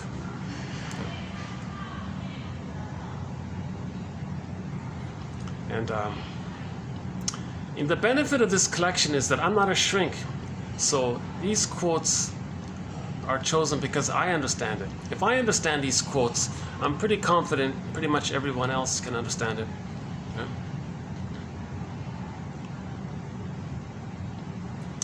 No Freud, simply because I don't trust the English translation of it. No Jung, because that's just added unnecessary convoluted jargon. No Lacan, same thing. This is practical material. Melanie Klein, William Fairbairn, Margaret Mahler, James F. Masterson, Karen Horney.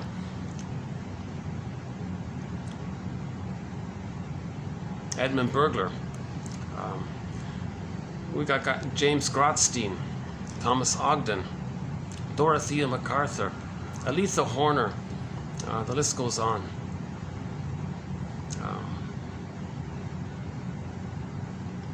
Oh yeah, the last one here. Oh, the TV show. I just a light sitcom, but I thought, this is one of the better ones to help one appreciate their families. So this comedy here, called Maybe It's Me, I just saw the first few episodes. Very bright young lady. She's 16 years old. It's a coming of age thing, and she's in a dysfunctional family. But her perspective about being in this family is that she's seeing the two sides of it. She's seeing the reality that there are benefits to her dysfunctional family, and there are painful sides to it. So I thought that's pretty good. Don't see your dysfunctional family in complete either-or terms. So I think she represents the ego. She represents sort of the adult mind, in a sense, for the most part. And I heard the song. That's pretty good. That's pretty catchy. It turns out the theme song to this sitcom is "Everything You Are" by Lindsay Pagano. So I'll just play the theme song to it. It's about 45 seconds long. Here it is here. Everything you are. Very teenager kind of song, right? But it's pretty catchy, huh?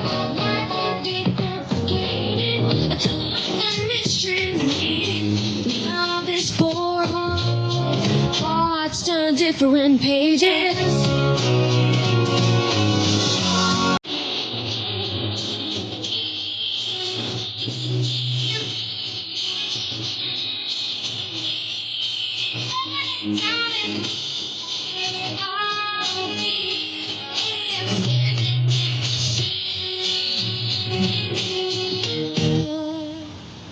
months there.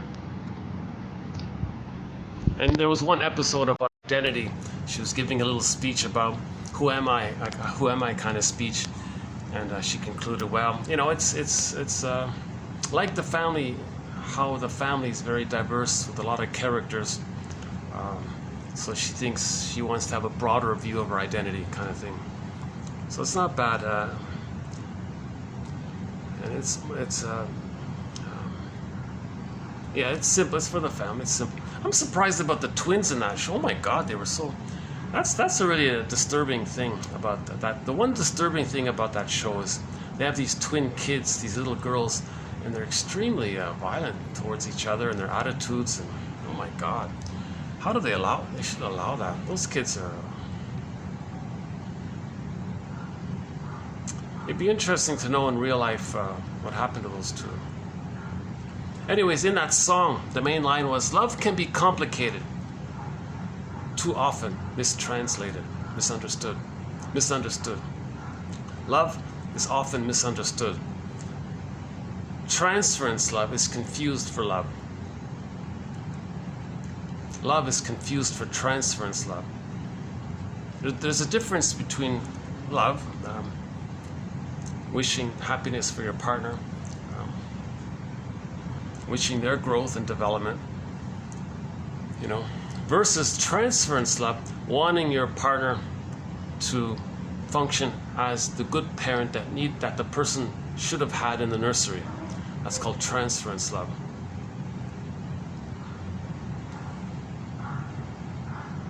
Yeah, there's another major function going on here. I never want to get in the way of any of their activities, so I usually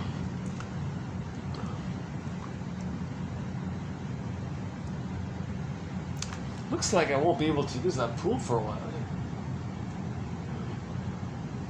Okay. How are we doing here? Got just maybe 5 minutes left. When this video just suddenly cuts out, that'll be the end of the video. So let me say thanks very much. This has been TQ 2565. We now have 2,565 therapy quotes. Again, TQ quotes, therapy quotes. All of these quotes are in the general spirit of helping to make the unconscious conscious, to be that Hermes. These quotes have a Hermes-like quality, to be a bridge to facilitate the flow of information between ourselves. Much of us is in the unconscious. We're looking for ourselves. Ourselves is looking for us. We're the home for us. So we're looking for ourselves, and we are the home for us. So we're looking for ourselves. That's the Hermes dialogue. So we want to wake up Hermes, wake up the flow and dialogue with ourselves. And maybe that music therapy thing is an interesting quote in that area. I found it not bad. Musical improv music therapy. Number 1, grounding, holding, and containing. The music therapist creates a stable musical anchor. Boom, boom, boom. Right? Idea: steady, pulsed beats on a bass drum. This provides a dynamic framework for the improv, a dynamic framework that the improv can work within. Number 2, mirroring, imitating, copying. Now the therapist with his instrument can just mirror what the client is trying to express in his emotionality with his musical instrument, let's say. Matching. So the client expresses his feelings using whatever instrument he's using. The therapist matches it and maybe adds a little bit to it to help metabolize it. Just as the mother would add her motherliness to it somehow. Okay, and the next one is moving into the dialogue, empathic improv. Now, next step, the therapist does his own little improv, so he's adding to the matching. Okay, next one, now it gets to a place of dialogue, where the two, like it's a duet now. Maybe it's like a musical duet kind of thing. Maybe like the 2 banjos or something, or 2 violins or something. Finally, so now you're getting into the dialoguing. Leads to finally the accompanying. So now the client takes over. He found himself. He's expressing his feelings in the lead, And now the therapist there is sort of as a background, as an accompaniment. Doesn't this resemble the attitude of the mother for the baby? Maybe music therapy can be like a validation for what's needed to wake up Hermes, kind of thing. We did a couple on transference, and one on reaction formation, and a few on Mother Earth, and we concluded with just a brief mention to that TV show, Maybe It's Me. You know what caught my attention was that show was originally going to be called Was I Adopted or something? So some people who come from dysfunctional homes have the fantasy that